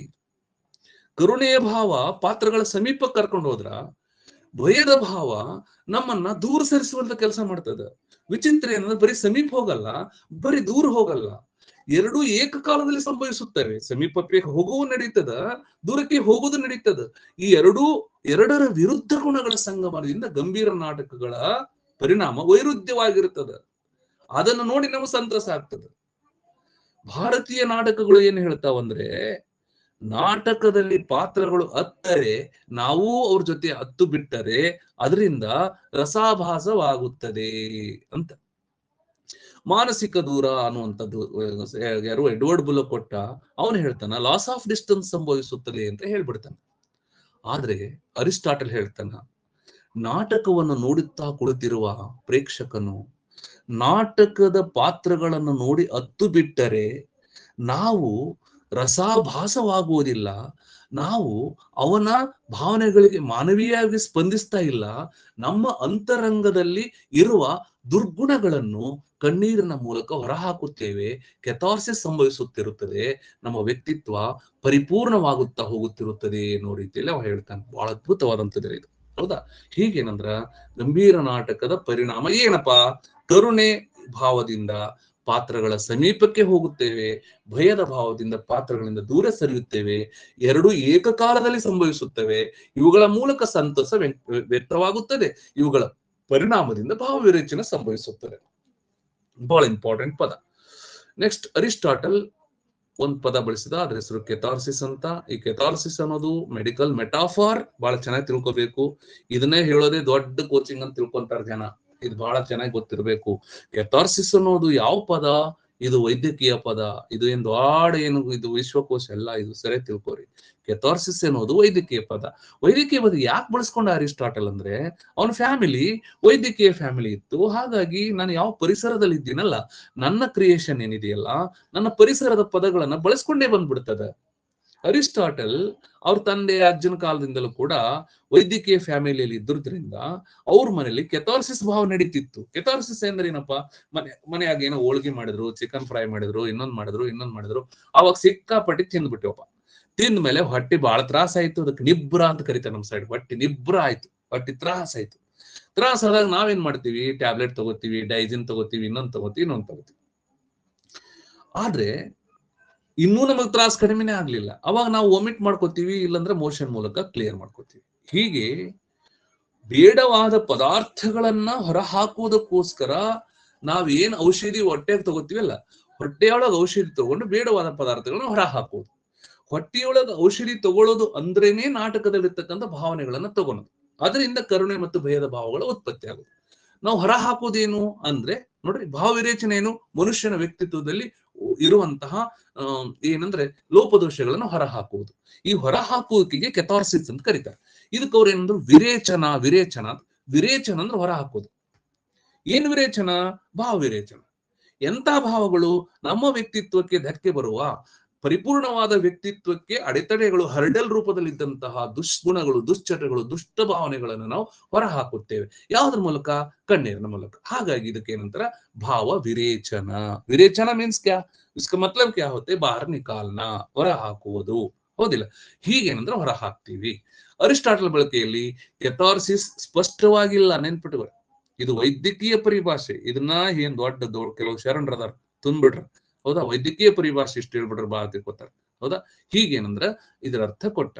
ಆದ್ರೆ ಇದಕ್ಕ 3 ಅರ್ಥಗಳು ಬಂದು. ಕೆಥಾರ್ಸಿಸ್ ಹ್ಯಾವ್ 3 ಮೀನಿಂಗ್ಸ್, ಹೌದಾ? ಇದ್ದ ಸ್ಥಿತಿಯಲ್ಲಿ ಅರ್ಥೈಸಿಕೊಂಡಾಗ ಅದಕ್ಕೆ 3 ಅರ್ಥಗಳು ಬರುವುದನ್ನ ನಾವು ನೋಡ್ತೀವಿ. ಒಂದೇದು ಅದಕ್ಕೆ ಪರ್ಗೇಷನ್ ಅಂತ ಕರೀತಾರೆ, ವಿರೇಚನ. The meaning of purgation is ವಿರೇಚನ. ಒಂದೇದು ಅದರ ಅರ್ಥ ವಿರೇಚನ ಅಂತ. ಹೀಗಿದೆ ಅದು ವಿರೇಚನ ಅಂತ, ಹೌದಾ? ಈ ಅರ್ಥದಲ್ಲಿ ಕೆಥಾರ್ಸಿಸ್ ಗಂಭೀರ ನಾಟಕವು ಪ್ರೇಕ್ಷಕನ ಮೇಲೆ ಉಂಟು ಮಾಡುವ ಮಾನಸಿಕ ಪರಿಣಾಮವನ್ನು ವಿವರಿಸುತ್ತದೆ. ನೆನಪಿರುಗರೆ, ಬಹಳ ಇಂಪಾರ್ಟೆಂಟ್. ಪರ್ಗೇಷನ್ ಎಂದರೆ ಮಾನಸಿಕ ಪರಿಣಾಮ. ಗಂಭೀರ ನಾಟಕ ಏನ್ ಮಾಡ್ತದ? ಪ್ರೇಕ್ಷಕನ ಮೇಲೆ ಮಾನಸಿಕ ಪರಿಣಾಮಗಳನ್ನು ಉಂಟು ಮಾಡುತ್ತದೆ ಎಂದು ಹೇಳುವಂತ ಪದಕ್ಕೆ ಪರ್ಗೇಷನ್ ಎಂದು ಕರೆಯುತ್ತಾರೆ, ಹೌದಾ? ಪ್ಲೇಟೋ ಏನ್ ಹೇಳಿದ್ದ? ಕಲೆಯು ಮನುಷ್ಯನು ಅದುಮಿಡಬೇಕಾದ ಅನಾರೋಗ್ಯಕರ ಭಾವನೆಗಳನ್ನು ಕೆರಳಿಸುತ್ತದೆ ಅಂತ ಆಪಾದನೆ ಮಾಡಿದ್ದ. ಅರಿಸ್ಟಾಟಲ್ ಅದಕ್ಕೆ ಉತ್ತರವಾಗಿ ಕೆಥಾರ್ಸಿಸ್ ಅನ್ನುವಂತ ತತ್ವ ಪ್ರತಿಪಾದಿಸಿದ. ನೆನಪಿಟ್ಟುವರಿ, ಬಹಳ ಇಂಪಾರ್ಟೆಂಟ್ ಇದೆ. ಪ್ಲೇಟೋನ ಇಮಿಟೇಷನ್ ತತ್ವಕ್ಕೆ ವಿರುದ್ಧವಾಗಿ ಉತ್ತರ ರೂಪವಾಗಿ ಬಳಸಿರ್ತಕ್ಕಂಥ ಅರಿಸ್ಟಾಟಲ್ ತತ್ವ ಇಮಿಟೇಷನ್ ಅಲ್ಲ, ಕೆಥಾರ್ಸಿಸ್. ಬಹಳ ಇಂಪಾರ್ಟೆಂಟ್. ಹೌದಾ? ದುರಂತ, ನರಳಾಟ ಈ ದೃಶ್ಯಗಳ ಮೂಲಕ ಭಾವನೆಗಳು ಕೆರಳುವುದಿಲ್ಲ, ಬದಲಾಗಿ ಭಾವನೆಗಳು ವಿರೇಚನಗೊಳ್ಳುತ್ತವೆ. ನಾಟಕ ಅಥವಾ ಸಾಹಿತ್ಯ ಭಾವನೆಗಳನ್ನು ಕೆರಳಿಸುತ್ತೇನೆ ಅಂತ ಪ್ಲೇಟೋ ಹೇಳಿದ್ದ. ನಾಟಕಗಳು ಭಾವನೆಗಳನ್ನು ಕೆರಳಿಸುವುದಿಲ್ಲ, ಅದು ಏನ್ ಮಾಡ್ತದ, ಭಾವನೆಗಳನ್ನು ಬಿಡುಗಡೆ ಮಾಡುತ್ತದೆ, ವಿರೇಚನೆಗೊಳ್ಳುತ್ತದೆ ಅಂತ ತಿಳ್ಕೊಂಡು ಪರ್ಗೇಷನ್ ಅನ್ನುವಂಥ ತತ್ವ ಹೇಳಲ್ಪಟ್ಟಿದೆ. ಹೌದಾ? ಅಂದ್ರೆ ಏನರ್ಥ? ಕೆಥಾರ್ಸಿಸ್ ಅನ್ನೋದು ಪ್ರೇಕ್ಷಕನ ಮನಸ್ಸಿನ ಮೇಲೆ ಉಂಟಾಗುವ ಮಾನಸಿಕ ಪರಿಣಾಮವನ್ನು ವಿವರಿಸುವಂತ ಒಂದು ಪದ. ಹಾಗಾಗಿ ಇದಕ್ಕೆ ಪರ್ಗೇಷನ್ ಅಂತ ಕರೀತಾರೆ. ಪರ್ಗೇಷನ್ ಅಂದ್ರೆ ಹೊರಹಾಕು, ನರಳಾಟದ ಭಾವನೆಗಳನ್ನು ಹೊರಹಾಕುವಿಕೆಯನ್ನು ಸೂಚಿಸುವುದಕ್ಕೆ ಪರ್ಗೇಷನ್ ಎಂದು ಕರೆಯುತ್ತಾರೆ. ಇದು ಕೂಡ ಕೆಥಾರ್ಸಿಸ್. ಕೆಥಾರ್ಸಿಸ್ ನ ಒಂದು ಅರ್ಥ ಪರ್ಗೇಷನ್. ಇನ್ನೊಂದು ಅರ್ಥ ಏನಂದ್ರೆ ನೋಡ್ರಿ, ಕ್ಲಾರಿಫಿಕೇಶನ್ ಅಂತ. ಎಷ್ಟು ಬ್ಯೂಟಿ ಅದ ನೋಡ್ರಿ. ಯಾಕೆ ಹೇಳ್ರಿ? ನೋಡ್ತಮ್ಮ, ನೀನು ಯಾವುದೋ ಊರಿನ ಗೌಡನೊಬ್ಬನ ಮಗಳನ್ನ ಪ್ರೀತಿಸ್ಬಿಟ್ಟಿದ್ಯಾ. ಹೌದಾ? ಆಕೆನ್ ತಡಿಬಿಟ್ಟಿಯಾ, ಪ್ರೀತಿಸ್ಬಿಟ್ಟಿಯಾ. ನಿನ್ ಕಡೆ ಆಕೆಯನ್ನು ಮದುವೆ ಮಾಡ್ಕೊಂಡು ದಕ್ಕಿಸ್ಕೊಳ್ಳುವಂತ ಕೆಪಾಸಿಟಿ ನಿನ್ ಕಡೆ ಇಲ್ಲ. ಇದಕ್ಕೆ ಎಕ್ಸಾಂಪಲ್ ಏನಪ್ಪಾ ಅಂದ್ರ ನೋಡು, ದುರಂತ ನಾಟಕದಾಗ ಹಿಂಗಾಗ್ಯದ. ಇಂಥ ನಾಯಕ ಇಂಥ ನಾಯಕಿಯನ್ನ, ರಾಜಕುಮಾರಿಯನ್ನ ಪ್ರೀತಿಸ್ಬಿಟ್ಟ, ಕತ್ತರಿಸ್ಬಿಟ್ರು, ಅವ್ನ ರುಂಡ ಕತ್ತರಿಸಿ ಹೋಗದ್ಬಿಟ್ರು. ಕ್ಲಾರಿಫಿಕೇಶನ್ ಸಿಕ್ತಲ್ಲ ಅವನಿಗೆ. ಅಂದ್ರ ದೈಹಿಕವಾಗಿ ನೀನು ಬಲವಂತ, ನೀನು ಪ್ರೀತಿಸಿದ ಹುಡುಗಿಯ ತಂದೆ ನಿನಗಿಂತ 1000 ಪಟ್ಟು ಬಲವಂತ. ಬಲವಂತನ ಮಗಳ ಬಲವಂತನಿದ್ದಂತಹ ವ್ಯಕ್ತಿಯ ಮಗಳನ್ನು ಪ್ರೀತಿಸಿದವನಿಗೆ ಮರಣದಂಡನೆ ಶಿಕ್ಷೆ ಸಿಗುತ್ತದೆ ಅನ್ನುವುದಕ್ಕೆ ದುರಂತ ನಾಟಕಗಳು ಸಾಕ್ಷಿಯನ್ನು ಹೇಳುತ್ತವೆ. ಅದು ನಿನಗೆ ಕ್ಲಾರಿಫಿಕೇಶನ್ ಕೊಡ್ತದ. ನೋಡ್ರಿ ಎಷ್ಟು ಬ್ಯೂಟಿಫುಲ್ ಅದ. ಹೌದಾ? ಹಾಗಾಗಿ tragedy will gives clarification, purification, clarification, purgation. Purgation means what? Purgation means we are ಏನ್ ಮಾಡ್ತೀರಿ, we are going to remove our bad habits from our body. ನಮ್ಮ ದೇಹದ ಒಳಗಿರ್ತಕ್ಕಂಥ ಕೆಟ್ಟ ಭಾವನೆಗಳನ್ನು ಹೊರಹಾಕೋದು ಪರ್ಗೇಷನ್. Clarification means what? उसका मतलब क्या होता है? हमें पता चल जाता है यदि हम लोग ऐसी गलत रास्ते में चल रहा है तो हमें ऐसे फलाने क्या ಪನಿಷ್ಮೆಂಟ್ मिलने वाले हैं. ನಮಗ ಅನಿಸ್ತದೆ ನಾವು ಕೆಟ್ಟ ದಾರಿಯಲ್ಲಿ ಹೋದ್ರೆ ಇಂತ ತಪ್ಪು ನಡ್ಕೊಂಡಾಗ ನಮ್ಗೆ ಇಂತ ಶಿಕ್ಷೆ ಸಿಗುತ್ತದೆ ಅನ್ನುವಂತ ಕ್ಲಾರಿಫಿಕೇಶನ್ ಸಿಗ್ತದ. ಪ್ರಮಾಣಗಳು ನಮಗೆ ಸಿಗ್ತಾವ. ನೋಡಿ ಎಷ್ಟು ಬ್ಯೂಟಿಫುಲ್ ಅದ. ಹಾಗಾಗಿ ಇದು ಕೂಡ ಬಹಳ ಬ್ಯೂಟಿಫುಲ್ ಆಗಿರ್ತಕ್ಕಂಥ ಒಂದು ಪದ. ಹೌದಾ? ಇನ್ನು ನೆಕ್ಸ್ಟ್ ಬರೋದು ಪ್ಯೂರಿಫಿಕೇಶನ್. ಭಾವನೆಗಳು ಶುದ್ಧವಾಗ್ತಾವ. ನೋಡ್ರಿ, ಪರ್ಗೇಷನ್ ಮೀನ್ಸ್ ಹೊರ ಹಾಕ್ತಿವಿ. ಕ್ಲಾರಿಫಿಕೇಶನ್ ಅಂದ್ರೆ ನಮಗ ಅರ್ಥ ಆಗ್ಬಿಡ್ತದ, ಹೌದಲ್ಲಪ್ಪ ನಾನು ತಪ್ಪು ಮಾಡೋದು ಹೀಗಾಗ್ತದ. ಪ್ಯೂರಿಫಿಕೇಶನ್ ಏನಾಗ್ತದ? ಹೌದಾ? ಪ್ಯೂರಿಫಿಕೇಶನ್ ನೋಡ್ರಿ, ಇದೊಂದು ಪಾಯಿಂಟ್ ಗೊತ್ತಿರಬೇಕು. ಈ ಪದ ಕೊಟ್ಟವ್ರು ಯಾರಂದ್ರೆ H.G. ವೆಲ್ಸ್ ಅಂತ ಬರ್ತಾನ. ಇವ ಏನ್ ಹೇಳ್ತಾನ, ಕ್ಲಾರಿಫಿಕೇಶನ್ ಏನು ಕೆಥಾರ್ಸಿಸ್ ಎಂದರೆ ಇಟ್ ಇಸ್ ಪ್ಯೂರಿಫಿಕೇಶನ್, ಶುದ್ಧೀಕರಣ ಅಂತ ಹೇಳ್ತಾನ. ಹೌದಾ? ಅವ ಹೇಳೋದೇನಂದ್ರ ಕೆಥಾರ್ಸಿಸ್ ಒಂದು ಫಲಿತಾಂಶ ಅಲ್ಲ. It is not a result, it is A process. ನೋಡ್ರಿ ಬ್ಯೂಟಿಫುಲ್ ಅದ ಇದು. Catharsis is not a result, it is A process. ನೋಡ್ರಿ, ಮನಸ್ಸು ಶುದ್ಧ ಆಗೋದು it is not a result, it is A process. ಇದೊಂದು ಪ್ರಕ್ರಿಯೆ.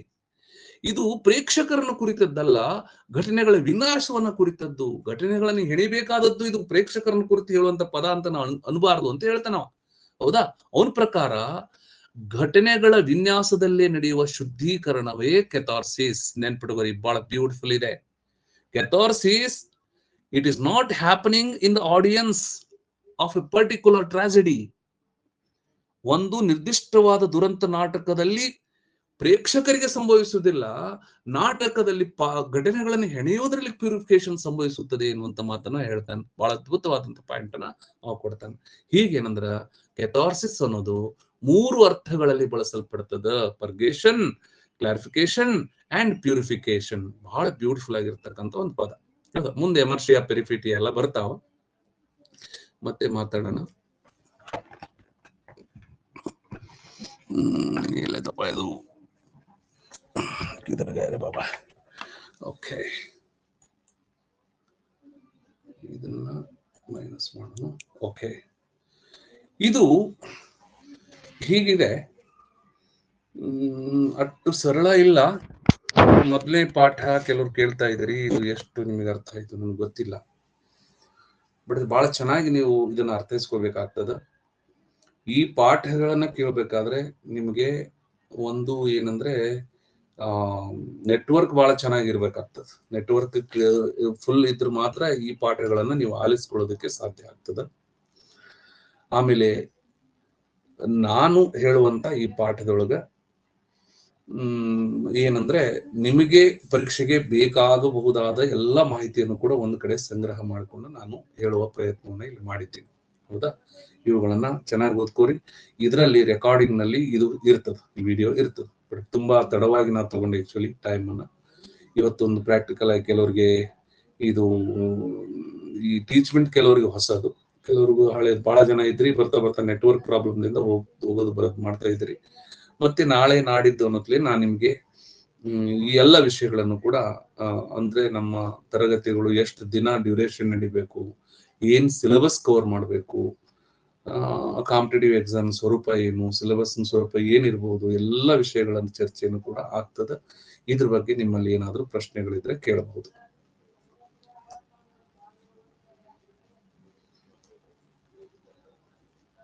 ಚಂದ್ರಿಕಾ ಮೇಡಮ್,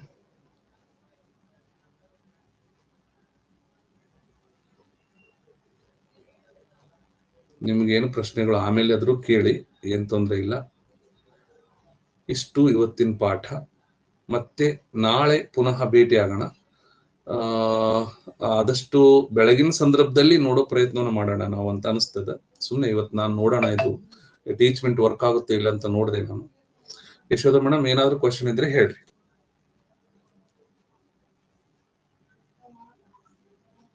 ನೆನಪಾಯ್ತು ಸರ್,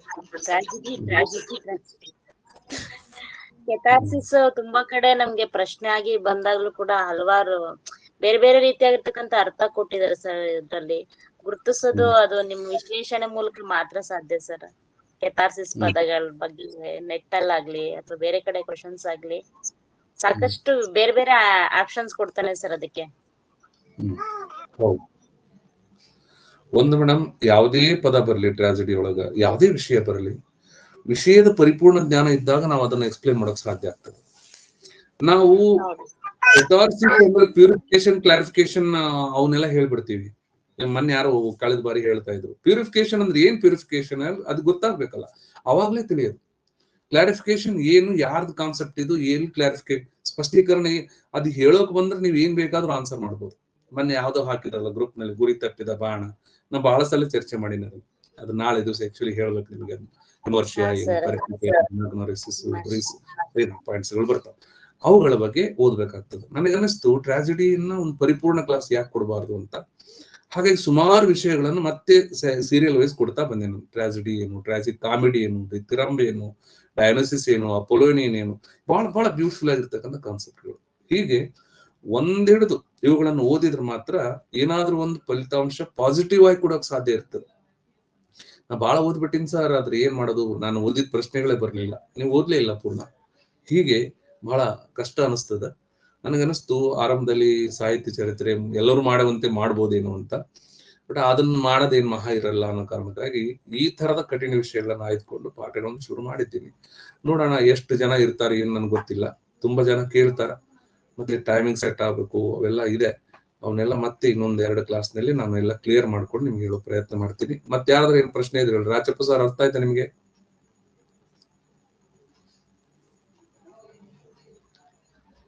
ಹೇಳ್ರಿ ಯಶೋಧ ಮೇಡಮ್, ಏನ್ ಹೇಳ್ತಿದ್ದೆ? ಕನ್ಫರ್ಮ್ ಮಾಡ್ತಾರೆ ಸರ್ ಇವರು ಅನ್ನೋದು ಪ್ರಶ್ನೆ ಸರ್.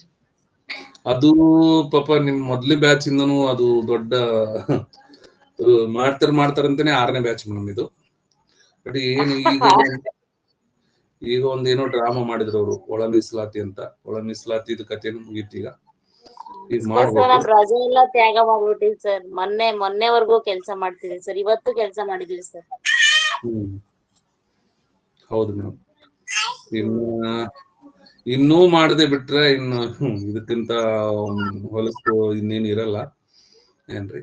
ಪಾಪ ಕೆಲವರು ಪಾಠ ಕೇಳೇ ಇಲ್ಲ. ನೀವು ಕೇಳಿರಿ, ಓದಿರಿ, ಮರ್ತಿರಿ, ಮತ್ತೆ ಓದ್ತಾ ಇದ್ದೀರಿ, ಅದು ಮತ್ತೆ ಬೇರೆ. ಟೋಟಲಿ ಬಿಗಿನಿಂಗ್ ಇಂದ ಹೋಗುವಂತವ್ರ ಸಂಖ್ಯೆನೂ ತುಂಬಾ ಇದೆ.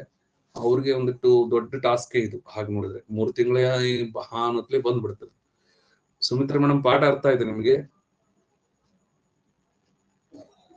ಮೈಕ್ ಕೆಳಗಡೆ ಇರ್ತದ, ಮೈಕ್ ಆನ್ ಮಾಡ್ಕೋಬೇಕು.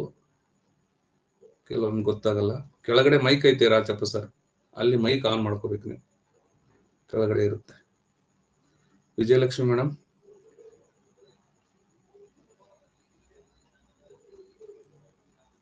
ಆಗ್ಲಿಲ್ಲ.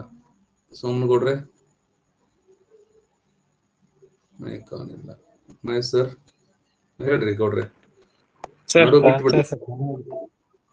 ಹಾ, ಸ್ವಲ್ಪ ಇದು ಪೇಶನ್ಸ್ ಬಹಳ ಬೇಕ್ರಿ, ತಿಳ್ಕೊಳೋದು ಬಹಳ ಚೆನ್ನಾಗಿರ್ತದ ವಿಷಯ. ಎಲ್ಲ ಪಾಯಿಂಟ್ಸ್ ಕವರ್ ಮಾಡಿ, ನಾನೇನ್ ಒಂದೇ ಪುಸ್ತಕ ಅಂತಿಲ್ಲ, ಎಲ್ಲವೂ ಸೇರಿ ಒಂದ್ ಕಡೆ ತಂದ್ಬಿಟ್ಟಿನಿ ಸಮಗ್ರವಾಗಿ. ಸ್ವಲ್ಪ ಹಾರ್ಡ್ ವರ್ಕ್ ಮಾಡ್ರಿ, ಆಗುತ್ತೆ, ಏನ್ ಕಷ್ಟ ಆಗಲ್ಲ. ಹೇಳ್ರಿ Mahesh sir. Sir class timings ಅದೊಂದು ಸ್ವಲ್ಪ ನೀವು ಇದು ಮಾಡಿದ್ರೆ ಚೆನ್ನಾಗಿರುತ್ತೆ ಸರ್. ಬೆಳಗಿನ ಮಾಡ್ತೀನಿ ಸರ್, ಇದು ಇರಲ್ಲ, ಈ ಟೈಮ್ ಇರಲ್ಲ, ಬೆಳಗ್ಗೆ ಮಾಡ್ತೀನಿ. ಸುಮ್ನೆ ಏನಂದ್ರೆ ಈ ಆಪ್ ವರ್ಕ್ ಮಾಡೋದ್ರ ಬಗ್ಗೆ ನಾನು ನೋಡ್ತಿದ್ದೆ. ಆಪ್ ವರ್ಕ್ ಆಯ್ತು, ನಾನು ಆಗಲ್ಲ ಅನ್ಕೊಂಡಿದ್ದೆ. ಓಲ್ಡ್ ವರ್ಷನ್ ತಗೊಂಡಿದ್ದೆ ಆಕ್ಚುಲಿ ನಾನು. ಇದು ನಂದೇ ಚಾವಡಿ ಆಪ್ ಇದೆ, ಅಲ್ಲಿ ಮಾಡ್ತೀನಿ ಸದ್ಯಕ್ಕೆ. ಇಲ್ಲಿ ನೋಡ್ಕೊಳ್ಳೋಣ ಅಂತ ಇದು ಮಾಡಿದೆ. ಆಮೇಲೆ ಇಲ್ಲಿ ಇರೋರು ಯಾರು ಹೋಗೋರು ಯಾರು ಗೊತ್ತಿಲ್ಲ, ಇನ್ನು ಬಹಳ ಜನ ಕೇಳ್ತಾರ, ನೋಡ್ಕೊಂಡು ಆ ನಂತರ ಅದಕ್ಕೆ ಶಿಫ್ಟ್ ಮಾಡ್ಕೋತೀನಿ. ಅಲ್ಲಿ ಕಂಟಿನ್ಯೂ ಮಾಡೋದು. ಬೆಳಗ್ಗೆ ಇರ್ತದೆ ಕ್ಲಾಸ್ಗಳು, 4:30 ಶುರು ಮಾಡೋಣ. ಸರಿ, ತುಂಬಾ ಸಮಯ ಆಗಿದೆ, ಮತ್ತೆ ನಾಳೆ ಪುನಃ ಭೇಟಿಯಾಗೋಣ. ಸರ್ವರಿಗೂ ಧನ್ಯವಾದಗಳು. Thank you. Thank you sir. Thank you sir.